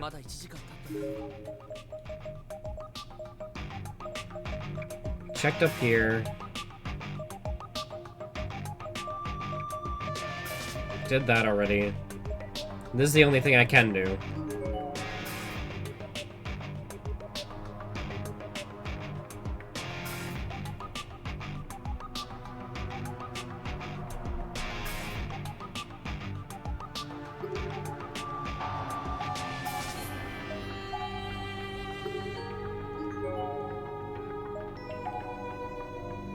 Just my hand touched the knob. I was sent flying backwards by some tremendous force. For a split second, I swore I saw a figure, but I could have just been in my imagination. The pain from my impact, however, was very real. Maybe that was no illusion after all. And ultimately, I was unable to open the door.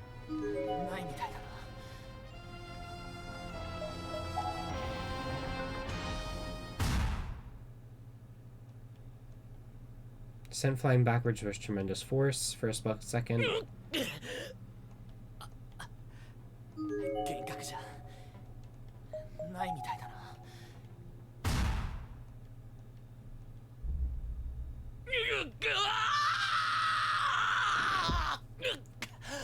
I have to go. I have to look for Mayu.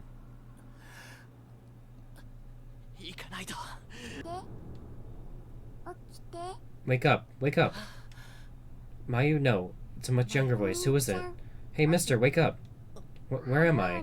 Good morning, mister. This is my playroom. The young girl thrust her face so close to mine that our noses practically touched. She was smiling from ear to ear. She looked to be in about the first or second grade, with long black hair and clean, cute, almost dainty countenance. After my brief impression, however, I quickly turned my head away. She was uncomfortably close, literally breathing down my neck, and her breath. It smelled of blood, of death and decay, and fatty oils and smoke. It smelled like it smelled of chemicals and antiseptic. It was a very, very unpleasant smell. Who are you? I'm so happy. You didn't get all indignant and say, "What's going on here?" Normally when people wake up here, they get scared and start freaking out. The little girl began backing away from me, her shoulders still shaking in a soundless chuckle. I knew exactly what she meant. It would be entirely reasonable to ask what's going on here, even at a glance. I could tell this room was not good. The floors and walls were caked with blood, as thick as mud. Buckets of body parts were strewn all throughout, all about, and eviscerated corpses were stacked everywhere. And that was just what I could see at a glance. As for me, I was bound to a chair against one of the walls, not with ropes, but with chains. My name is Sachiko Shinozaki. What do you plan to do with me? Are you going to kill me? What a question. I'm just not sure. I'll decide later. I've got something else to play with first. Just as she said the word else, she brought her hand down onto a nearby table with a slapping motion, and it made contact with someone. It was a girl, bound by her hands and feet, and Sachiko's slap was aimed squarely at her thigh. Her uniform suggested that she was in high school and she was wearing glasses, giving her a rather stern, serious appearance. I could hear the sound of chattering teeth and see her chest rising and falling rapidly and erratically, suggesting that she was paralyzed with fear. Her name is Emi Urabe. At the sound of her own name being read aloud from her student ID name tag, the girl let out a single whimper. No, please, please stop. No way, you're about to be put through incredible pain. So make sure you squirm like the wretch you are and beg me to spare your life, okay? No, you're joking, right? I didn't do anything. Shut the hell up, you're distracting me. Satsuko swung her hand downward into Emi's face and I realized after the impact that there was a scalpel in it. A sloppy, uncontrolled incision was made from the corner of her mouth all the way up to her ear. Just kidding. I'm sorry, did that hurt? I wasn't seriously trying to kill you or anything, so don't let it hurt too much. The real pain is just beginning after all. Satsuko produced a pair of durable sewing scissors from a rollaway shelf nearby and began expertly cutting all the way up Emi's school uniform. Then she sat down with the scissors and produced a full-sized farming sickle in their place. It looked well worn with soil and rust, sticking liberally to the blade. After brandishing it for a moment, Sachiko positioned it over Emi's abdomen. No, please, this is a dream. This has to be a dream. I can't say if you're awake or if you're dreaming, but you're about to find out.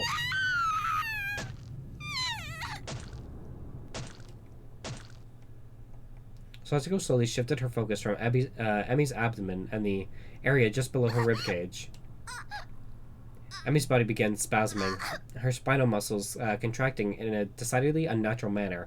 Gasps and screams mixed with the sounds of vomit and incontinence. What a perfect facial expression. See, I knew you could do it. Without even wiping the drool from her mouth, Sachiko tossed the sickle aside and simply began digging into Emi's wounds with bare hands. The sounds of tiny hands manipulating internal organs was disgustingly similar to that of the sopping wet rag squelching spilled oatmeal off of a hard wood floor. The noises escaping Emi's mouth didn't even sound like they were coming from a human being anymore. I could see her face profile now, and despite the gastric juices and vomit and blood and contortions of unbearable agony, it was a disagreeable sight. This was the girl not far from death. She was trying her hardest to fight it, but the facts were the facts. She was going to die, and she knew it. Against this fate, she was completely and utterly helpless. She was doomed already, in both body and soul. This was a helpless struggle and had a certain sensual quality to it. No, it was even purer than that. This was a truly beautiful sight. Isn't she pretty? Satsuko, who had this point buried in her head, and Emi's exposed organs, withdrew it and directed this question at me, her mouth still full of flesh. Everything from her nose down to her dyed red, everything from her nose down was dyed red and dripping with blood. Isn't her face just precious? She swallowed whatever she'd bitten out of Emi's insides, then turned to face me. Not just face me, actually, but stare at me, stare into me with unwavering, unblinking eyes. I suddenly became aware of my own erratic breathing. It wasn't fear, though, but an almost animalistic reaction. It was coarse and primal, and I'd unconsciously thrust my chest forward toward Emi. I think I may have been smiling. So how about it? Do you want to play with her too? Don't be ridiculous. It's like she's making fun of me. She shouldn't even have to ask. Ugh.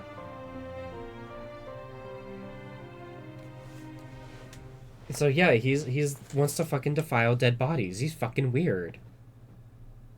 So I got wrong in 1, 2, and 5 so far.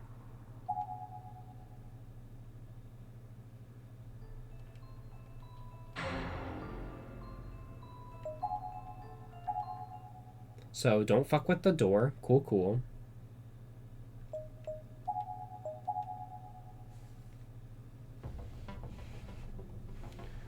Okay. Because I'm stuck again.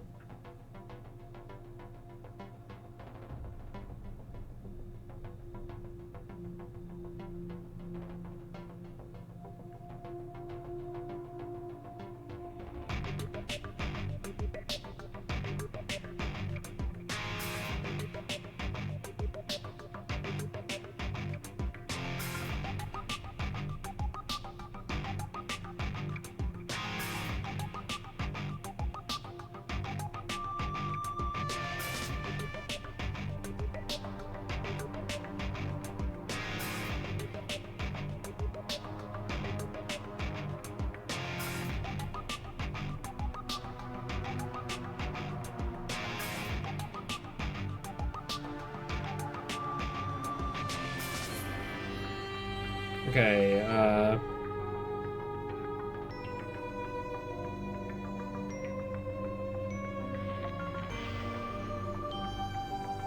okay.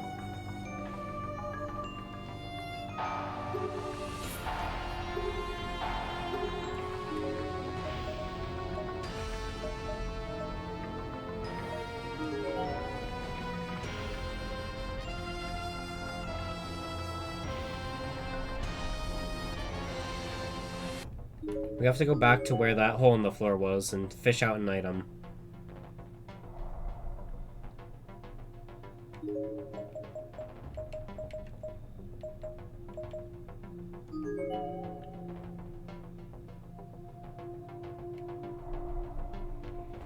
Okay, right here. あれを拾うには何か We'll 工 take 夫 a しない bit と of ingenuity to get whatever it is out of that 針金 hole. とタコ糸で Maybe I can rig something up with this wire and kite string.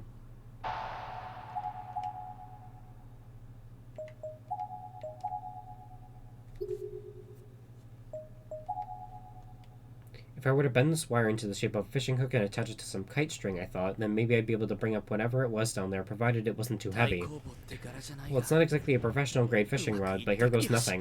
引っか Okay, か I った got it. Not a lot of resistance either. It must be そう思うものじ not ゃ all な that さそう heavy. I quickly but carefully pulled in the line. Damn. Whatever it was, it fell off the hook before I could bring it back up. I guess I didn't bend it tightly enough. Maybe quicker to lower myself down into the hole after all. だが Though that would also be far more reckless than a course of action. I'm just not sure what to do.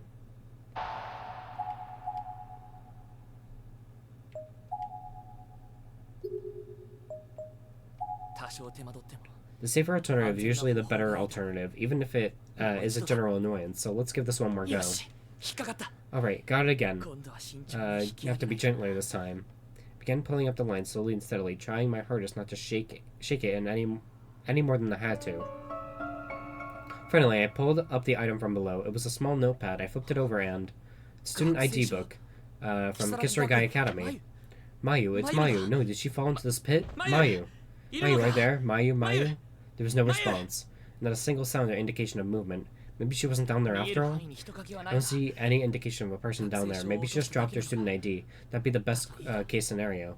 Without even realizing it, I found myself gripping my student ID tightly, squeezing it in my hands repeatedly, as if to verify its existence. It felt like her ID had been entrusted to me, and I absolutely had to get it back to her. It was now my 心 mission. 配だ Mayu, I'm worried about you. If you've been injured, no, I mustn't think like もしか that. したら怪 I 我 have で to もして concentrate on what 学 lies 生証 ahead. があるってこと For は now, I'll just マユ consider は確 this 実にこの proof 学校のどこか that にいる Mayu って is ことだ definitely in here somewhere, and if I look for her long enough, I'm sure we'll meet again. 必ず会える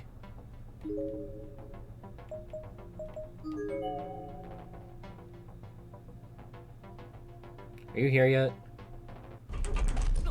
Fucking finally. Another earthquake in this building even survived this kind of 大 abuse? 丈夫だろうなこの校舎田口さんは来てないな Taguchi's not here yet. I guess it probably hasn't been an hour.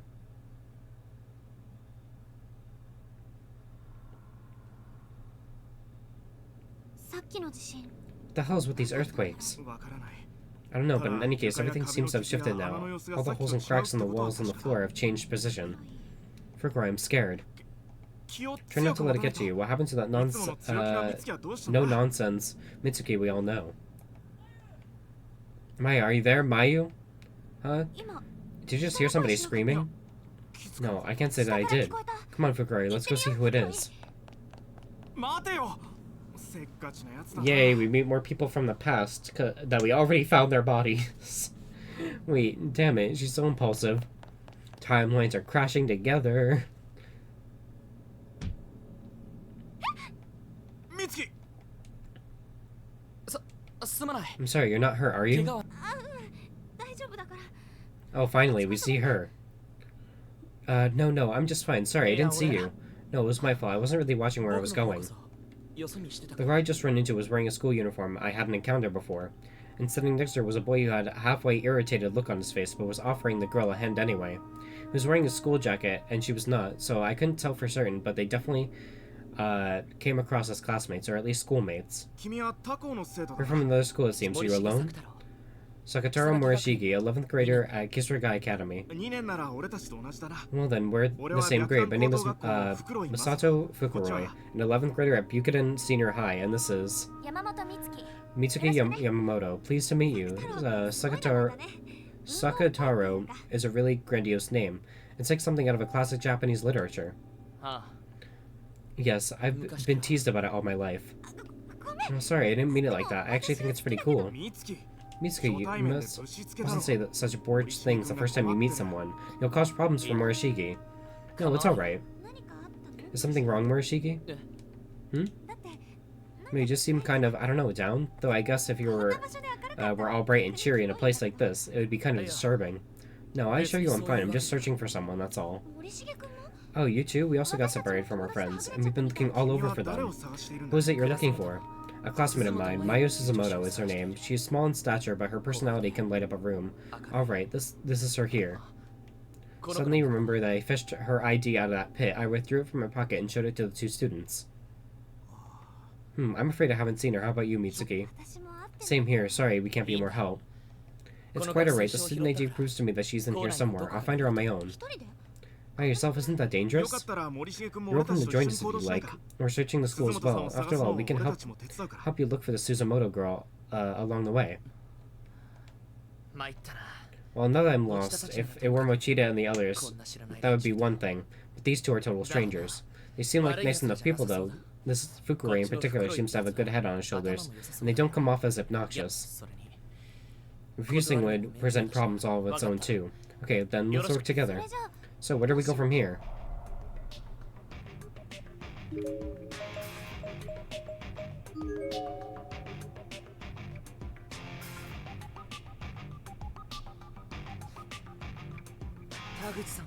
So he's not here yet. I guess probably hasn't been an hour.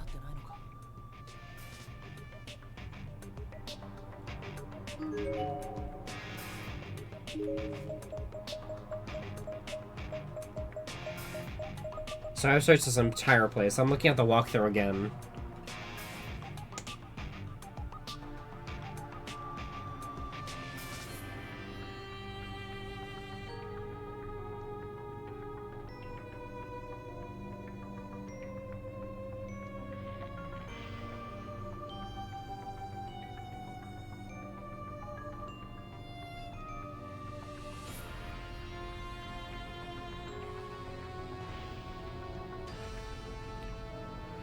Okay. Because I don't want to be stuck forever.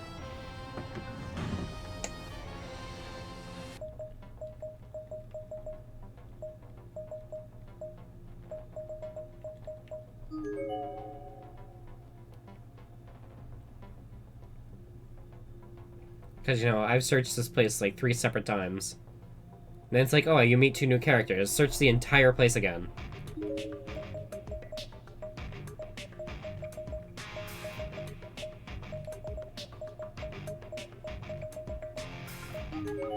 Okay, I'm in the wrong place.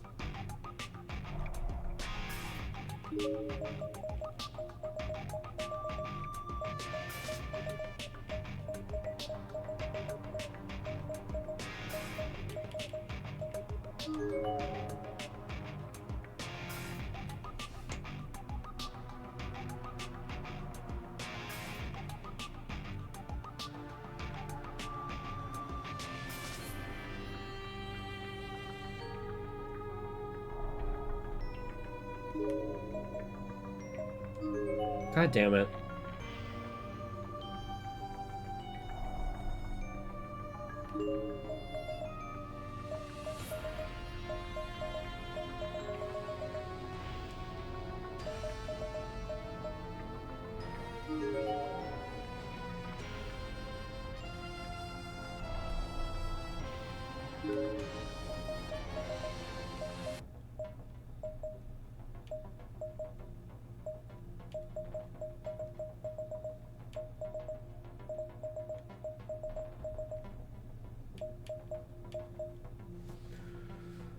I'm lost.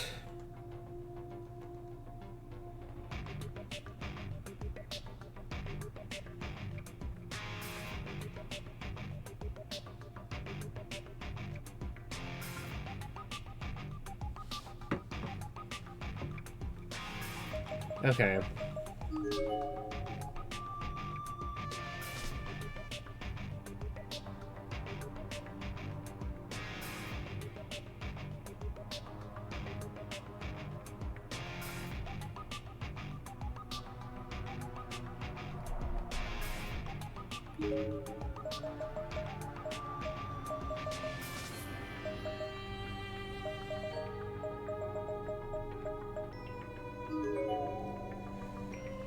Oh my god, there's no way.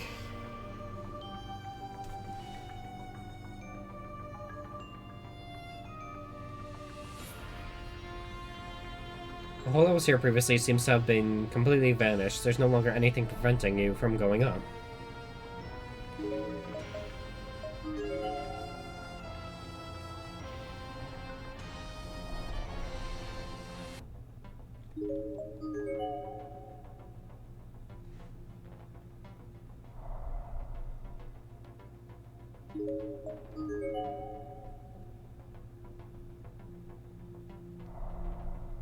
Oh yeah, I forgot the earthquake happens, and the earthquake, changes the school.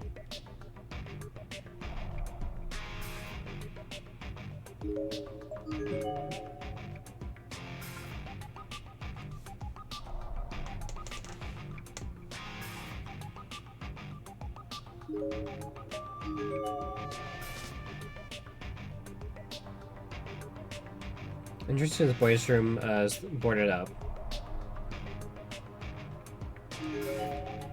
Don't give it back.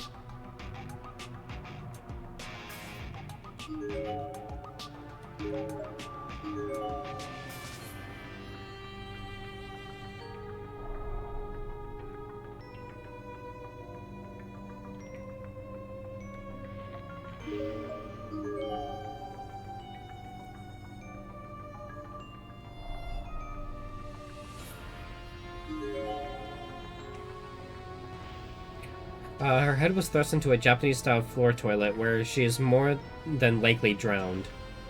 There's a student ID name tag. Ruben's Academy Senior High School, Shino Noguchi. 骸骨の下に何 There's か something under her body. God, it looks like a class logbook. Oh, Morishige, I'm kind of impressed. I don't think I could bring myself to touch a dead body like that. He's trying to find his friend, so I doubt he'd let something as simple as that stand in his way.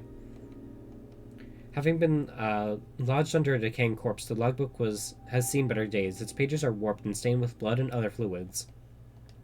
The class designation 3A is still faintly visible on the cover. However, there are sections that seem to have escaped the leaking intact. Which section should we read?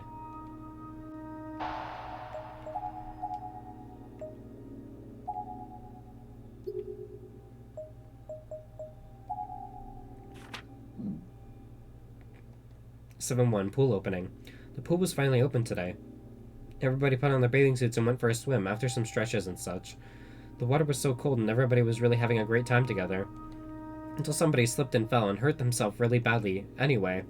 Cracked his skull and suffered brain damage. Seems he can't talk like he could before and can't even feed himself anymore.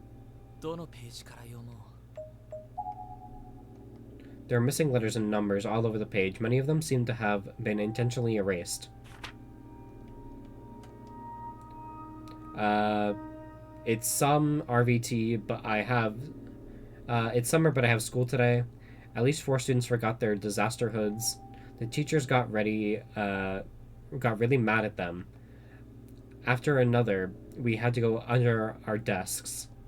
After another drill, we had to go under our desk, and we had to move around over wearing our disaster hoods, I guess, to see how they felt.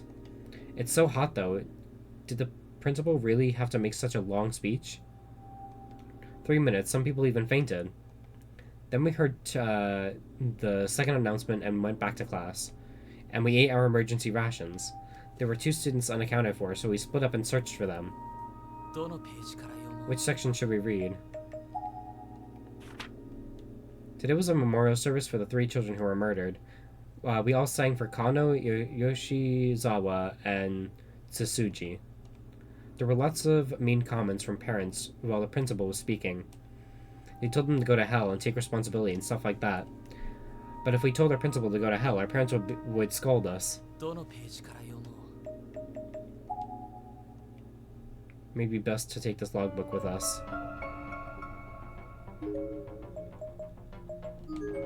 So this is for 3A.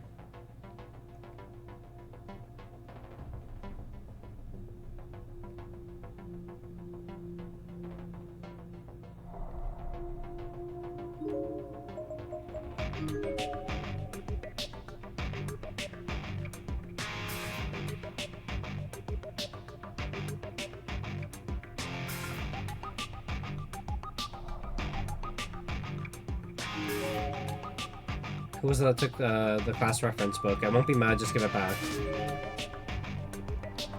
Bring back the class. You took the reference room right this instant. There's no telling what's going to happen next. You understand that, don't you? Turn the class logbook. I'm getting angry. Do you want to be killed? I'm trying to, you're not letting me.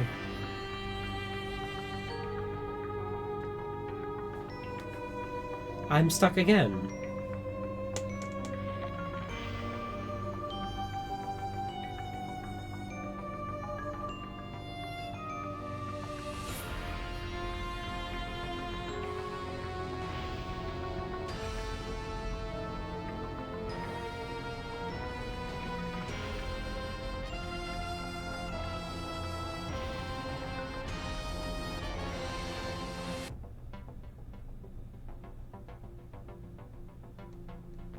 Okay.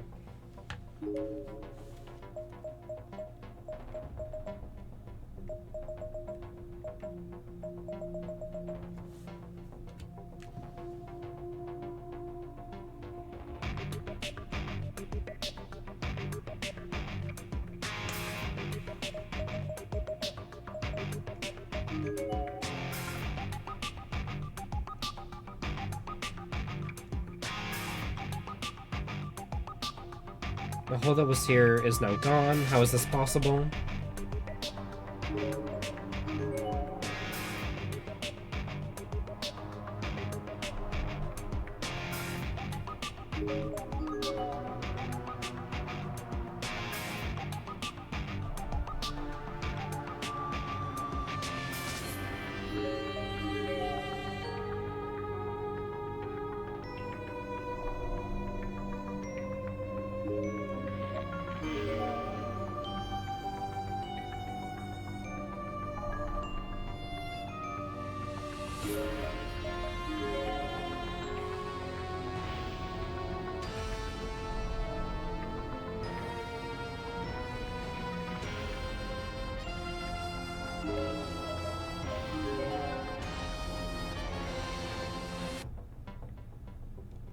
Reference room door is locked.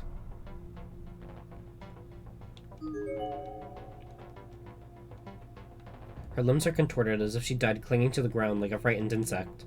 On further inspection, this seems to have indicative of her injuries, as it looks like someone repeatedly bashed her feet and hands into the floor. With all this blood, it seems likely to have whoever did this to her did it while she was still alive. How very cruel. It looks as if she collapsed here, perhaps with an injured leg or foot. I'd assume she was being pursued, and her legs were crushed as she tried to hobble away. Quite thoroughly, too, as the bones are practically liquefied. The attacker then seemed to have crushed her arms after the intense pain caused her to stop resisting. Cause of death was shock from loss of blood, perhaps? A pitiable and rather agonizing way to die. I wouldn't be surprised if she soiled herself. Looking closely at the ghost's face, something seemed off. It didn't take long to realize what it was. She had no tongue. Did someone cut it out of her mouth? I've heard that psychopath murderers do often take mementos of their victims, but why the tongue? What does it symbolize? More to the point, whoever did this probably is still at large. I'm getting more and more worried about Mayu.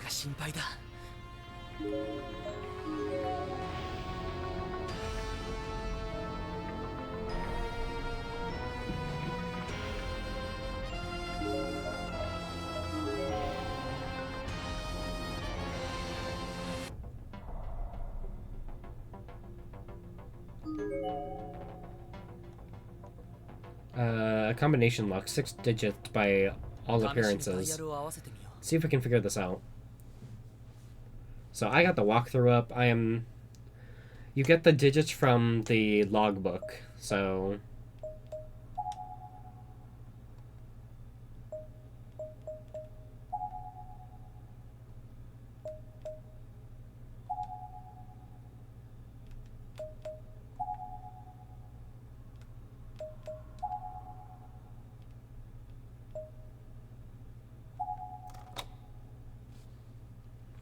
bingo, the lock is now disengaged.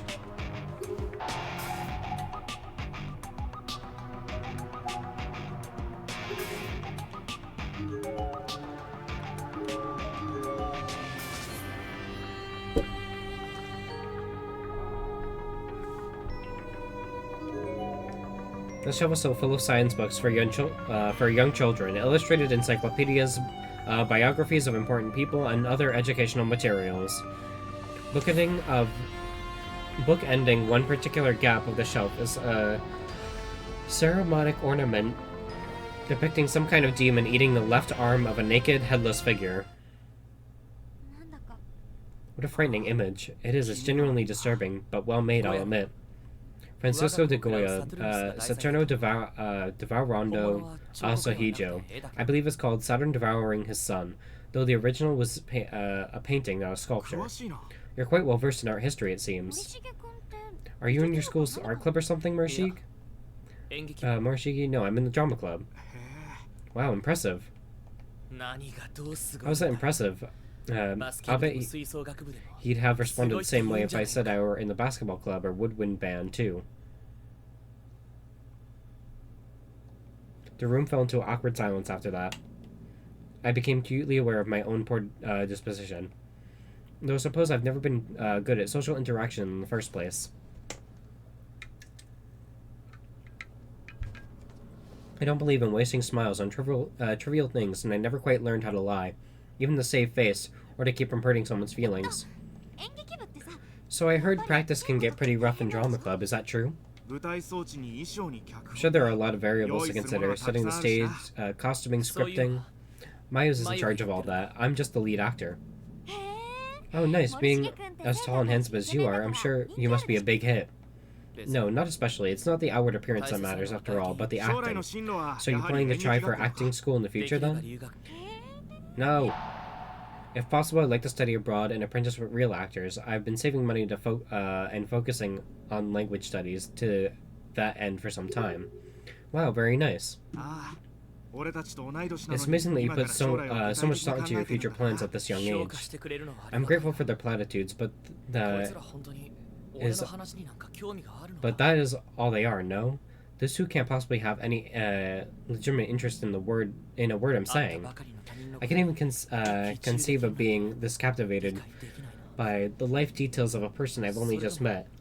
俺が淡白すぎるんだろうか But then maybe I'm just overly pragmatic. そろそろ行かないか Shouldn't we be going? Aside from the sculpture, there really doesn't seem to be anything else of note in here. 学級 Wait, に we should 紹介 return the ありがとう logbook while we're here. True, we really didn't need the logbook anymore. The Goya sculpture, on the other hand, was practically calling my name. I reached for it, picked it up, and handed it to Mitsuki. Since she had the biggest bag out of us, she looked puzzled, but took it anyway.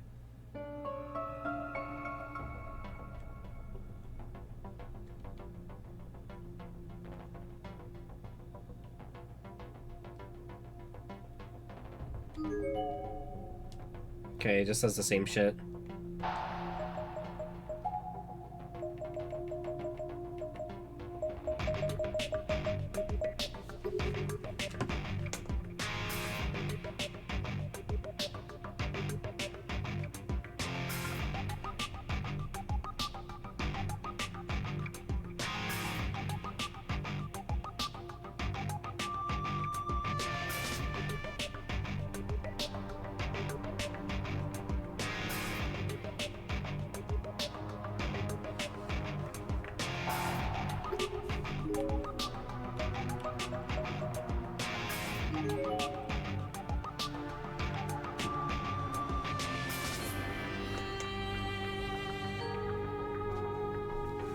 It doesn't really tell you where to go after all this. It kind of just, like, search everywhere until you're there.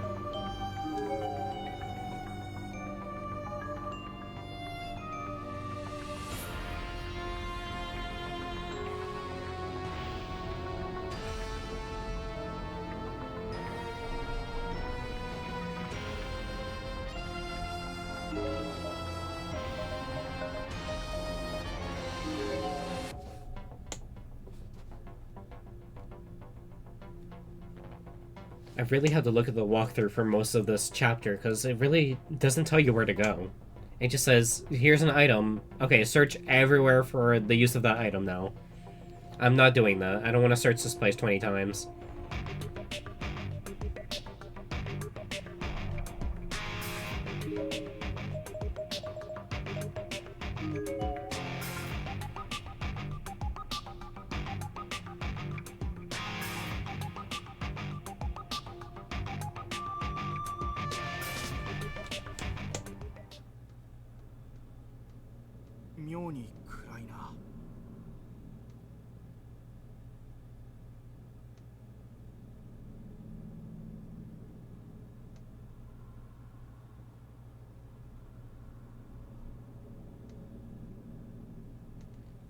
It's awfully dark down this way. And it's really cold too. It feels like there's cold water wrapped around my entire body. Continuing down this hall may be dangerous.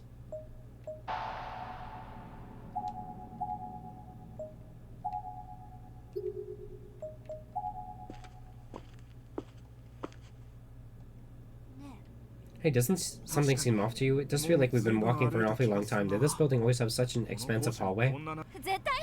No, I'm pretty sure something screwy is going on here. With all the distance we've covered, we should have been outside the school twice over by now. Maybe we turned a corner without realizing it. It is quite dark after all. There's no way we could have done that in a narrow hall like this. If you're that concerned, shouldn't we just turn back? Yes, let's.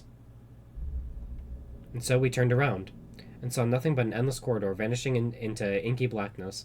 It was basically a mirror image of the trek we'd been making these past few minutes.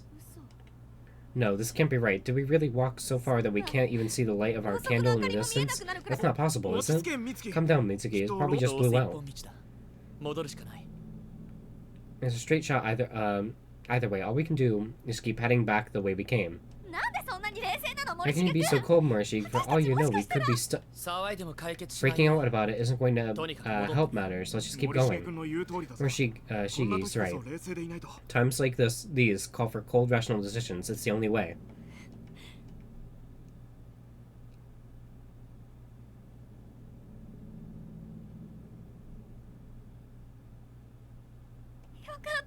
Oh, thank God, we made it back. Honestly. Crap, I dropped it.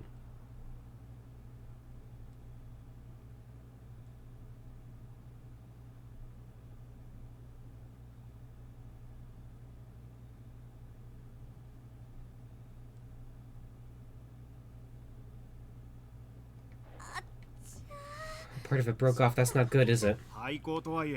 No. It is most assuredly not. Abandoned school building or no, that's something that doesn't belong to you. You really are a stickler for the rules, no matter where you are, huh? May I see that for a moment, please? Sure, but why? I think I see something inside it, from where it broke off.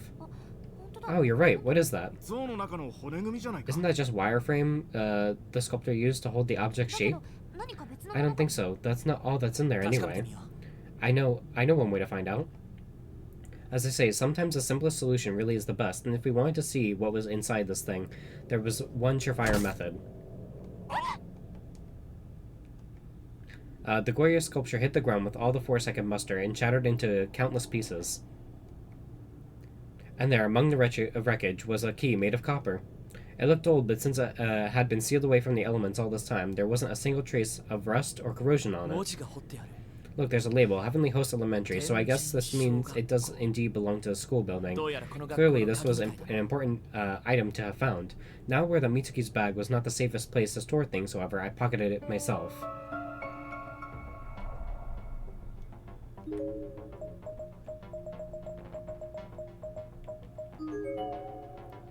Yeah, I'm sorry guys, I'm not trying to speedrun through this, but I'm kind of sick and tired of, like, this is a huge section. I don't want to check every place, so I'm just looking at the walkthrough right now.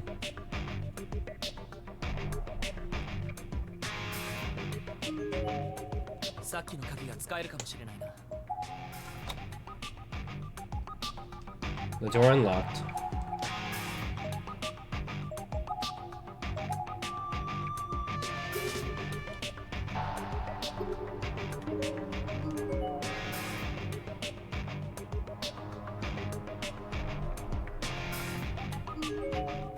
ールランプだ。 It's an alcohol まだ lamp. 芯もメタノー Looks ル like も it's 残 still って got a るから decent wick 使え and そう plenty だ of な。 methanol in it too. 手の Aren't these handprints on it though? In blood? I hadn't noticed them at first, but Mitsuki was correct. There were small bloody handprints on the alcohol lamp. Small enough that they most likely were made by a child or children. I don't know about this, guys, but this lamp gives me the creeps. Still, the more light sources available to us in here, the better.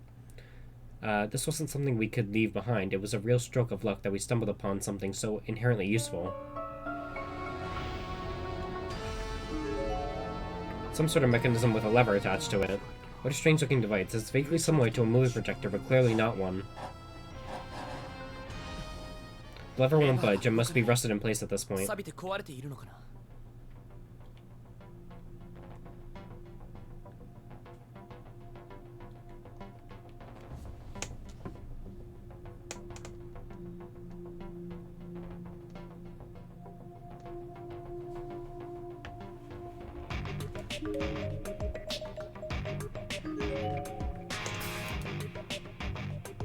Yeah, again, does not tell me where to go, so walkthrough time.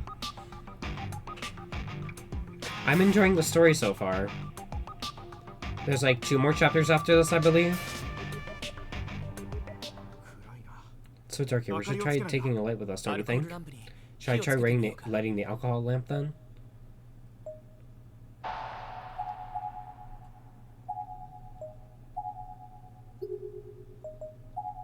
確かにろうそく That would certainly be a lot brighter than the candle, and should burn longer as well. はいマッチ。さっき保健室で Here, I've got matches. We found them in the music room earlier. As the wick flew up, the whole hallway was bathed in the warm blue glow. And somehow the darkness just seemed to shrink away from it, powerless against this unexpectedly capable opponent.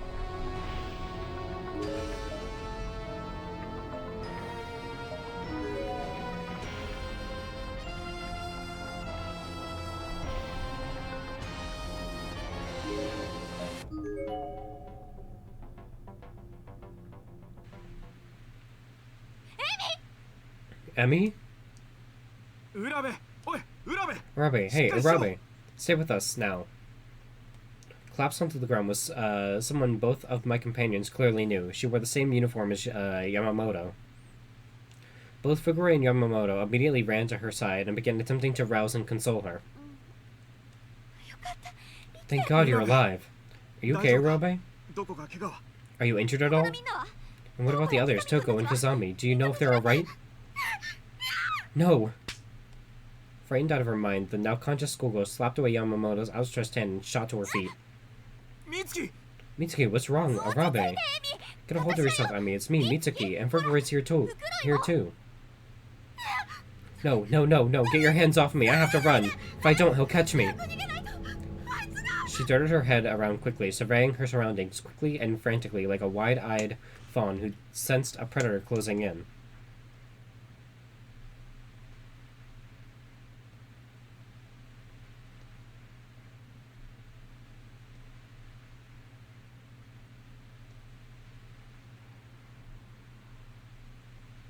Hold on.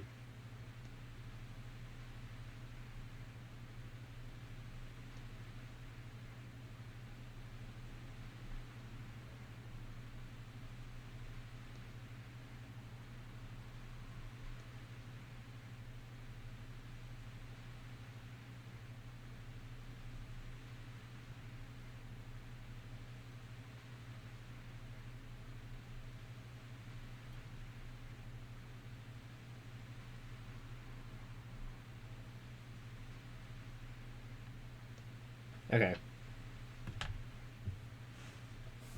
What on earth could have happened to her? It was as if her own paranoia had completely drowned out the sounds of her friends and classmates to such an extent that she didn't even notice them. She was also perceptibly shaking, a lot more than she should from the cold rain alone, and her teeth were chattering. Something had truly spooked her. Emmy? We're all going to die. He's going to kill us. エミ待って。 Emmy, wait, it's not safe to be alone in there. 追いかけよう。 We've got to go after her. 一体彼女は何を What 見 did she た see, I wonder? She must have come in contact with death itself to react so strongly. Perhaps a murderer on the 俺も追 loose. うべきなんだろう Maybe I should join them in their chase, but I have no responsibility here. This isn't my fight.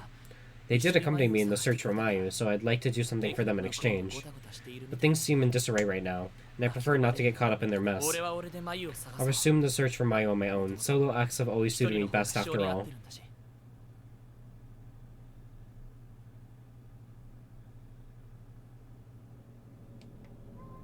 Oh, I miss you so, more than you can know. Tell me where, oh where did you go?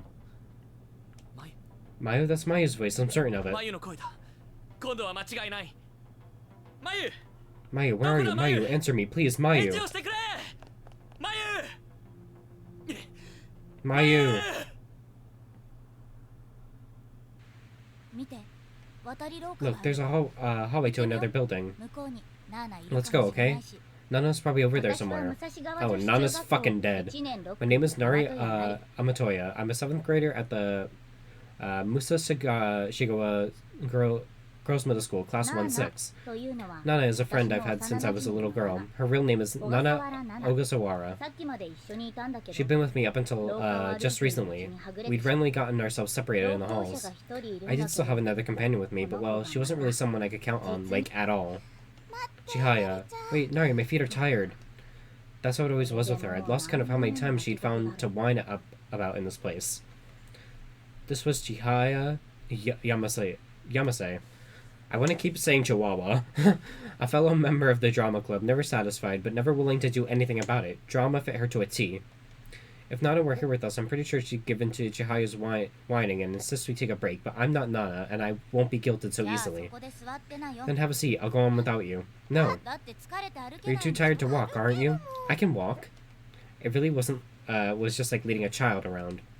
She was as spoiled as could be. I truly felt it wasn't possible for any human being to be more spoiled than Chihaya.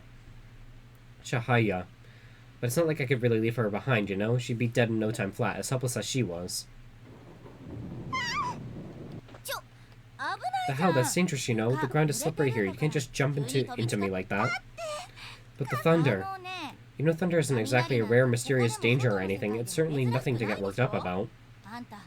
Do you jump and grab other people's shoulders when it thunders at home or at school too? Uh-huh, if Nana is around, it's usually her.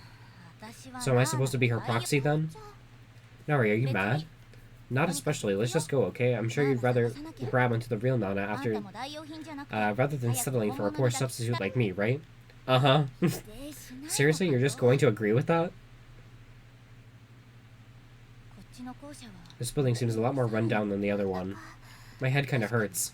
I'll give you that one. I guess this is what they mean when they say the air feels heavy. We shouldn't stay in here longer than we have to. I wonder if Nana's really in here.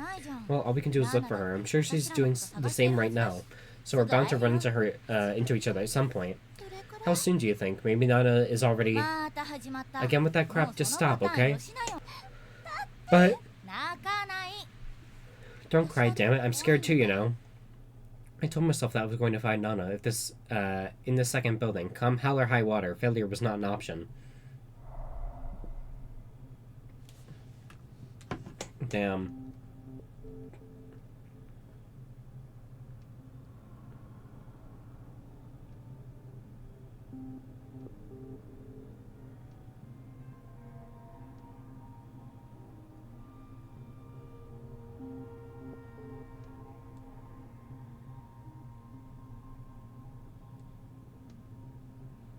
Okay, so...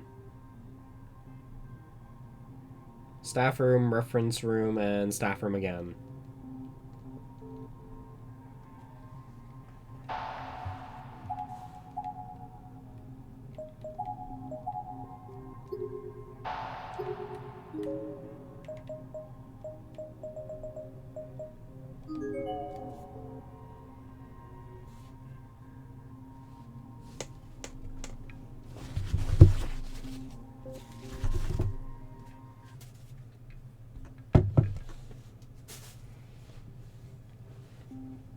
There's a large hole in the floor here, blocking the way through this hall.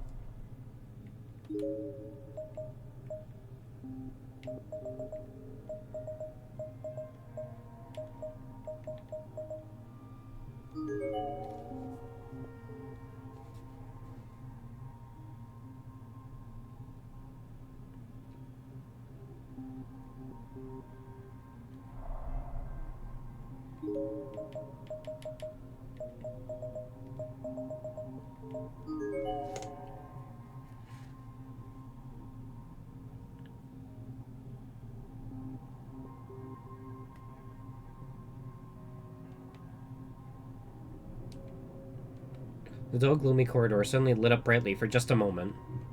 And in that moment, something became visible.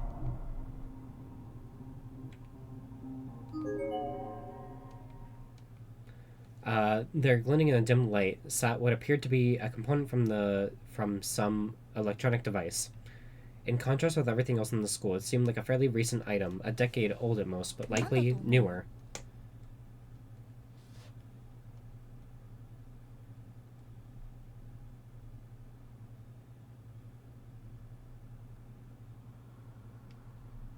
What is this supposed to be? I'm not really sure. But it kind of looks like a battery, maybe? Maybe somebody brought a beefed up phone or a game system in here. Might as well take it with us, I figured. Though if I give it to Chihaya for safekeeping, it would no doubt wind up on the ground again somewhere, so I decided just to pocket the thing.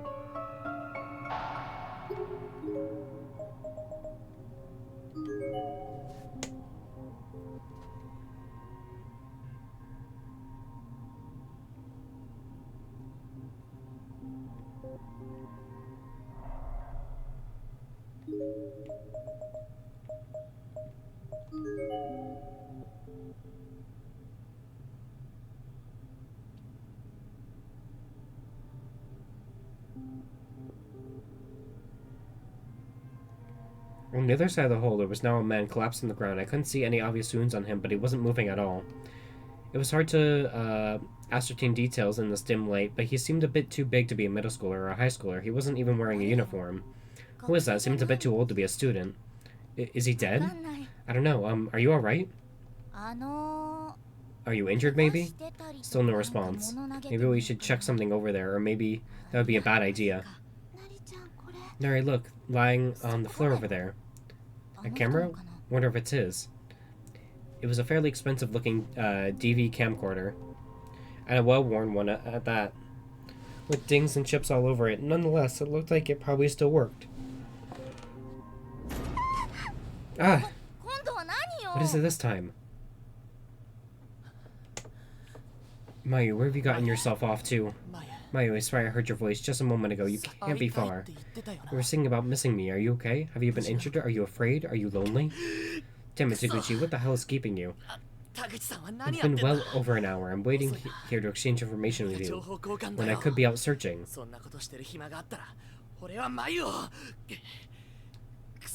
Damn it, god damn it. Why has it come to this? Mayu, I don't care about anyone else. I just want you to be safe, just you, and I'll be happy. The hell are you looking at? In my agitated state, I kicked a pair of hallway slippers that was sitting on the ground nearby, and they flew right into the dead girl's face. What are you doing there, sitting in a place like that anyway? You're dead. You're not worthy of such an honored seat. You're an eyesore. What's that look? You think I'm strange? What gives you the right, you goddamn stiff? I grabbed her jaw and began shaking it around, and was a bit startled by the sensation. It felt like I was touching living flesh. Except this person was very, very cold. Cold as a statue covered in skin and muscle, but a statue nonetheless. What am I doing? Have I lost my mind? Why else would I be venting my anger at a dead body? I'm terribly sorry. I see now that your eyes have been sliced up, so you really weren't looking at anything, were you? What's wrong? Cat got your tongue? If I asked this a few days ago, no doubt you'd been able to voice your objections and slap me right in the face, Miss Arisa Kaida. Pity. Get us together, Sakataro. If you keep this up, you'll never find Mayu. Besides, this poor girl is an unfortunate victim. She's done nothing wrong. Want to know a secret, Kaida? You're quite the looker right now, but you're just going to rot from here on out. Just rot and rot. You'll rot until your flesh gets all soft and mushy like soup, your skin starts to stretch and sag, and your eyeballs spill out of your head like raw eggs. The smell you produce will be fouler than any toilet, and every part of you, your face, your mouth, your bowels, will become maggot chow. But before that happens, yes, let's preserve that beautiful form of yours, shall we? I flipped my cell phone back on and switched it to camera mode, centering the lens on the lovely Miss Kaida. Her slashed and broken gaze was focused ahead of her at the downward-facing angle, yet in contrast to these injuries, she wore a peaceful expression on her face. Almost as if she were posing for me, just waiting for me to hit that shutter button. I fucking hate this dude. What a lovely visage. This will make a splendid picture. Superb. Have you ever heard of a French film called Un Chien Adieu? You remind me so much of it right now. Might I take another? You may just be more charming now than you were when you were alive. Yes, I think you must be. I mean, just look at that face. The line formed by those stiffened cheekbones. I'm sorry, but it's just so erotic. And those cuts on your wrist. I tried poking her wound with my finger and heard the most squishy sound as my fingertip was swallowed up. She'd gone cold, but I guess there was still some blood left in her. Either way, that or decomposition was already well underway. I pushed farther in, digging my finger through the gaps between her muscles until it struck something smooth and hard.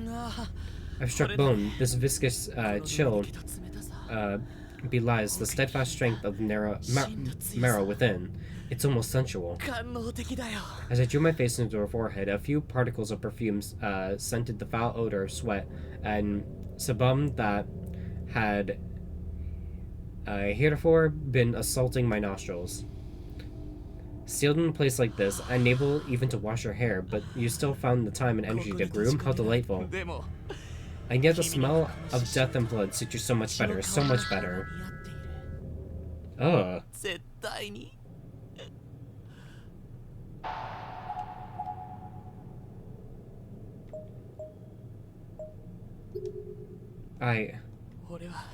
What the hell have I been doing?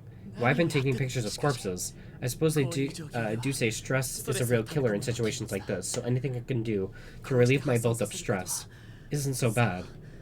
Yes, it's all just happenstance. There happen to be corpses in here, so come to think of it, Taguchi was taking footage of the corpses in here as well, and he said he was doing it so he could file a police report. 1 hour was long enough come and gone. Perhaps it's time I search for him as well.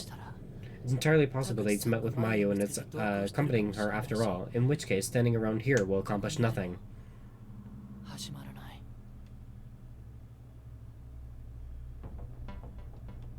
Amidst the darkness of the corridors, I spotted human figures, living ones this time.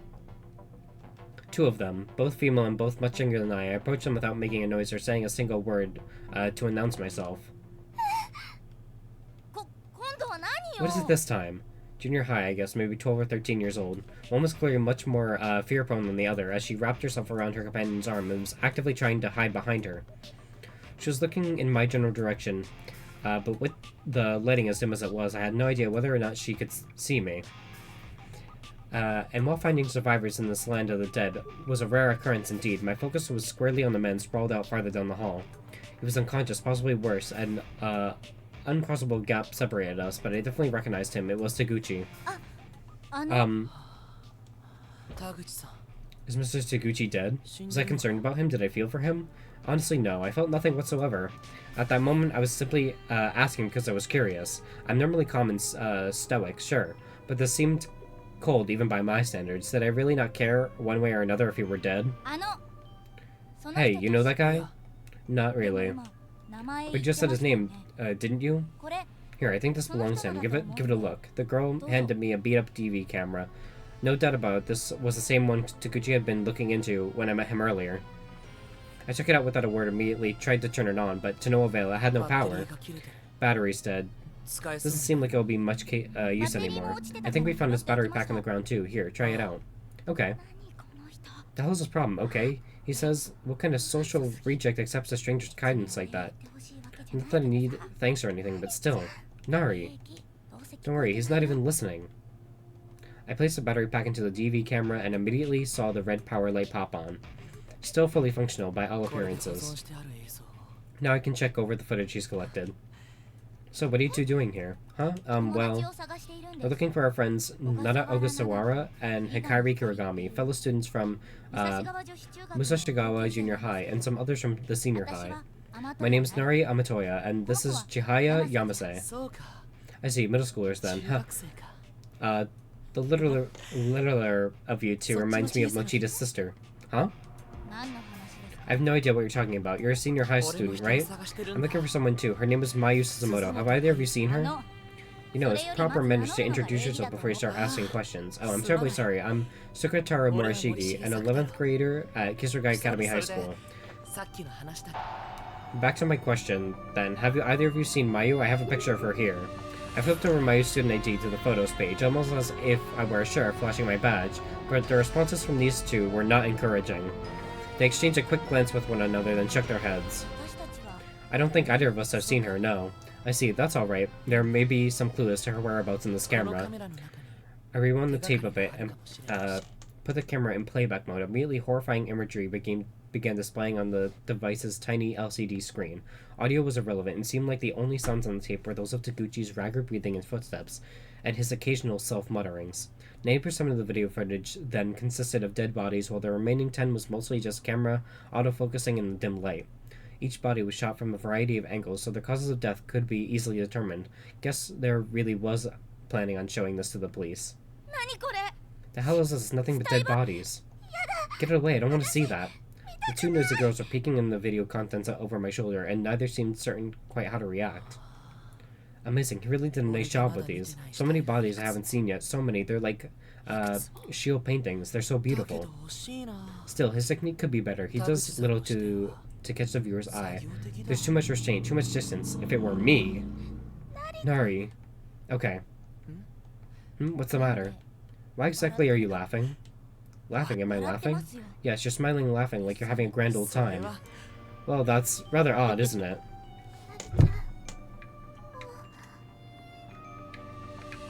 Nari, let's... Okay, I'm sorry, but we have to get going now. Going? Where exactly? Well, we were in the middle of searching for our friends. What's the rush? Maybe there's something I can do to help. That's quite alright, we'll handle it on our own. Goodbye now. I think there must be been a misunderstanding. Maybe they thought I was some kind of pervert. Well, that's fine by me. It won't be a pain. It would be a pain in the ass to change our minds anyway. Besides, that was a rather fascinating reaction. I think I'll leave the camera here. It's Taguchi's eyes, after all. No one else could possibly feel what he felt from anything he caught on it. I want to keep taking in these surroundings with my own eyes, to keep feeling what the school has to offer in my own personal way. I want my own collection, or I suppose I just want to possess the dead. I want to make them mine. Wait, what am I thinking? I should be searching for Mayu right now. These photos are just for stress relief. I lost myself to despair before finding Mayu. She could be gone forever, and I mustn't let that happen. Yes, this is all just one step in a long process of finding her, and I certainly can't be mixing up a single step with my end goal. But I want to see more.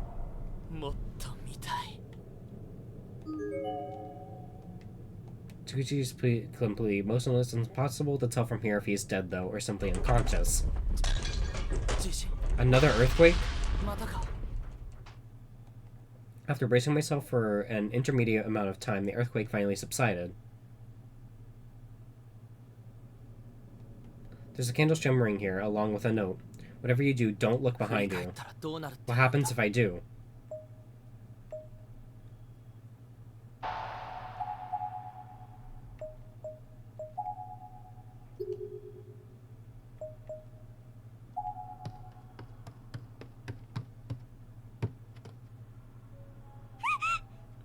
Stay back. What's wrong? Where's Fukuroy? Shut the hell up, I told you to stay back. You're in league with them, aren't you? You seem confused. What happened, Yamamoto? Don't touch me. There's blood all over your hands. You really are. You really are. You're mistaken. This is from examining a dead body earlier. Just as I thought then. How can you be so cavalier about touching corpses? You're not right. There's no getting through to her in this state, it seems. I won't be fooled. I won't be taken in by your lies anymore. She's certainly in a mood. Living humans are so irredeemably noisy. People need to understand the value of silence. Yamamoto. Gone already, is she?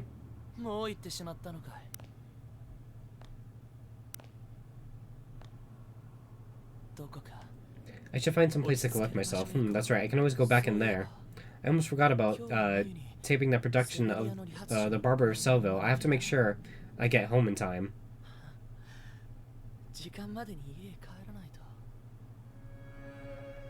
And here I was again. I pressed the button on my phone to shut off the second alarm I'd set. If this time display were accurate, then there was no chance of making it home in time to record a show for Mayu. I'll have to apologize to her later. I slid my finger naturally, almost automatically, from shutting off the alarm to opening my folder of saved photos. There was no sound in the room other than the tone of my button presses. Unfortunately, no light other than that which shone from the LCD screen, or so it seemed anyway. Yet this was my rock. In this place I could truly relax. Here and here alone I felt at peace. The air was filled with overpowering aroma of blood and entrails. It would be enough to make most people vomit, but for me it was the smell to savor. I'd even describe it as comforting. Perhaps it's because it reminded me that I was in her presence. She who decorated the wall like a flower in full bloom. When I sat across from her, I felt more at ease than I could possibly convey in words. We're back here. It was as if she'd always be here for me, as if she were waiting for me. And sure enough, whenever I felt weary or needed respite, the door to this infirmary would always open for me, despite its tendency to the contrary. Each time it did, too, I would always be drawn as if the room were swallowing me up, and my eyes would always happen upon this offering first. This girl upon the wall, slowly drying and slowly rotting, would always be there to greet me, and never once did I tire of the sight. I've sure taken a lot, so many photos of the dead. I began talking to myself, or maybe I was talking to her.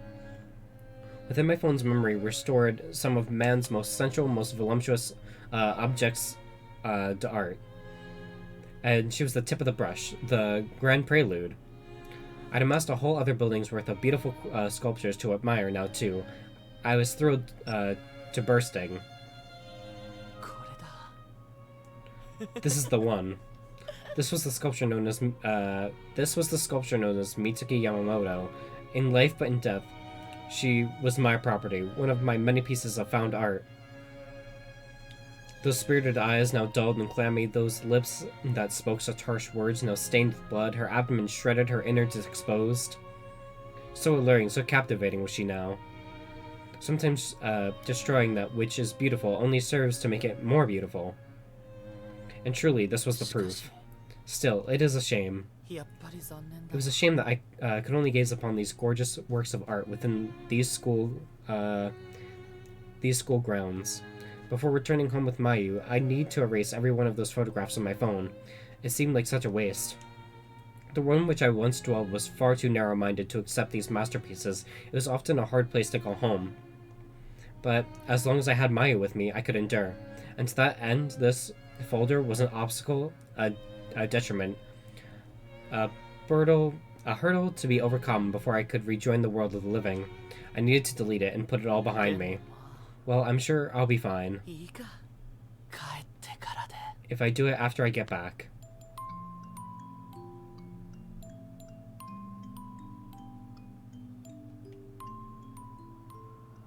Shangri-la. Chapter 5. Chapter 5 clear. Chapter 6 Meyer. Chapter is now playable. Soulful testimonies unlocked in the bonus menu.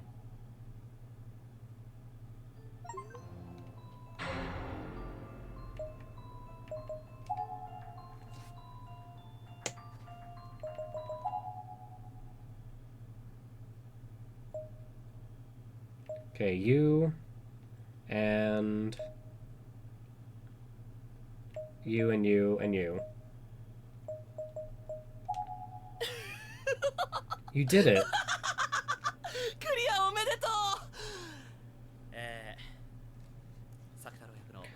This is Tetsuya Kakehira, the voice of that guy. That's quite a feat you've accomplished. You've cleared it alright. Great work, everyone, in completing the horrific, frightful scenario. Great work indeed. Playing alone in a dark room, headphones on, I trust. You must be a very strong-willed to pull that off. It's scary, you know. Even just reading the script, I was just thinking how truly terrifying it would be to play this game alone. And I wanted more than anything to convey that fear through my performance. I was so happy for another chance to voice Sakataro, and I put everything I had into it. I'm also a huge fan of Chorus Story, you see, and I hope it becomes a viable franchise with more and more sequels. For now, you'll just have to play this one over and over again, and for the next installment, well, I'm hoping things can be fully animated and such. And with enough effort, I believe that dream can become a reality. So I ask that you please keep supporting Chorus Party from here on out. Until we meet again, well played, my friends, well played. Hello everyone, this is Satsuba Yanaga. I didn't think I'd be making an appearance in this series, so I'm actually pretty thrilled to be here. Though more than anything, I'm just happy to be alive this time. It's great to see Kurosaki alive, isn't it? It brightens my day.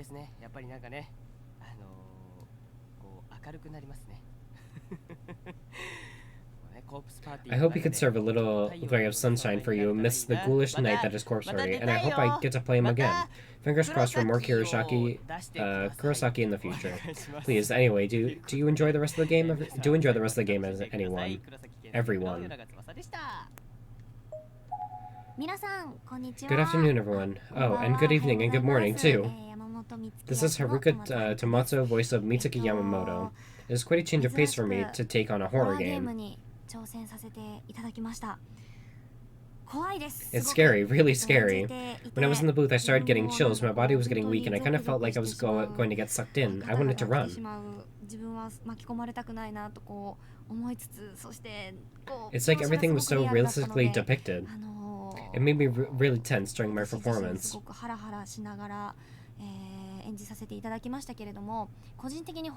I personally love horror games, though. And as a fan myself, I really hope you're able to have a lot of fun with this one. Oh, and this was also the first time I'd ever used a dummy head mic. Made after recording a real treat, let me tell you. That dummy head makes for some really realistic, really frightening 3D sound, you know? I hope you enjoyed hearing it as much as I did. Thank you very much for listening. This was Haruka Tomatsu.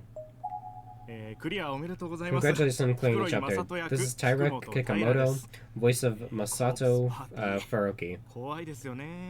Corpse Party, really scary, right? I was creeped out just reading the script. A little while ago, I was doing some final readings in the coffee shop, and one of my employees was staring at me like I was crazy. I think the fear must be clearly visible on my face. I probably shouldn't go back there for a while. This game is filled with raw emotion, and if you ever decide you want to be scared out of your wits again, just play through it another 2 or 3 times. Anyway, thank you very much. Well, that was cool. Well, that was Corpse Party Chapter Shangri-la, or Episode 5.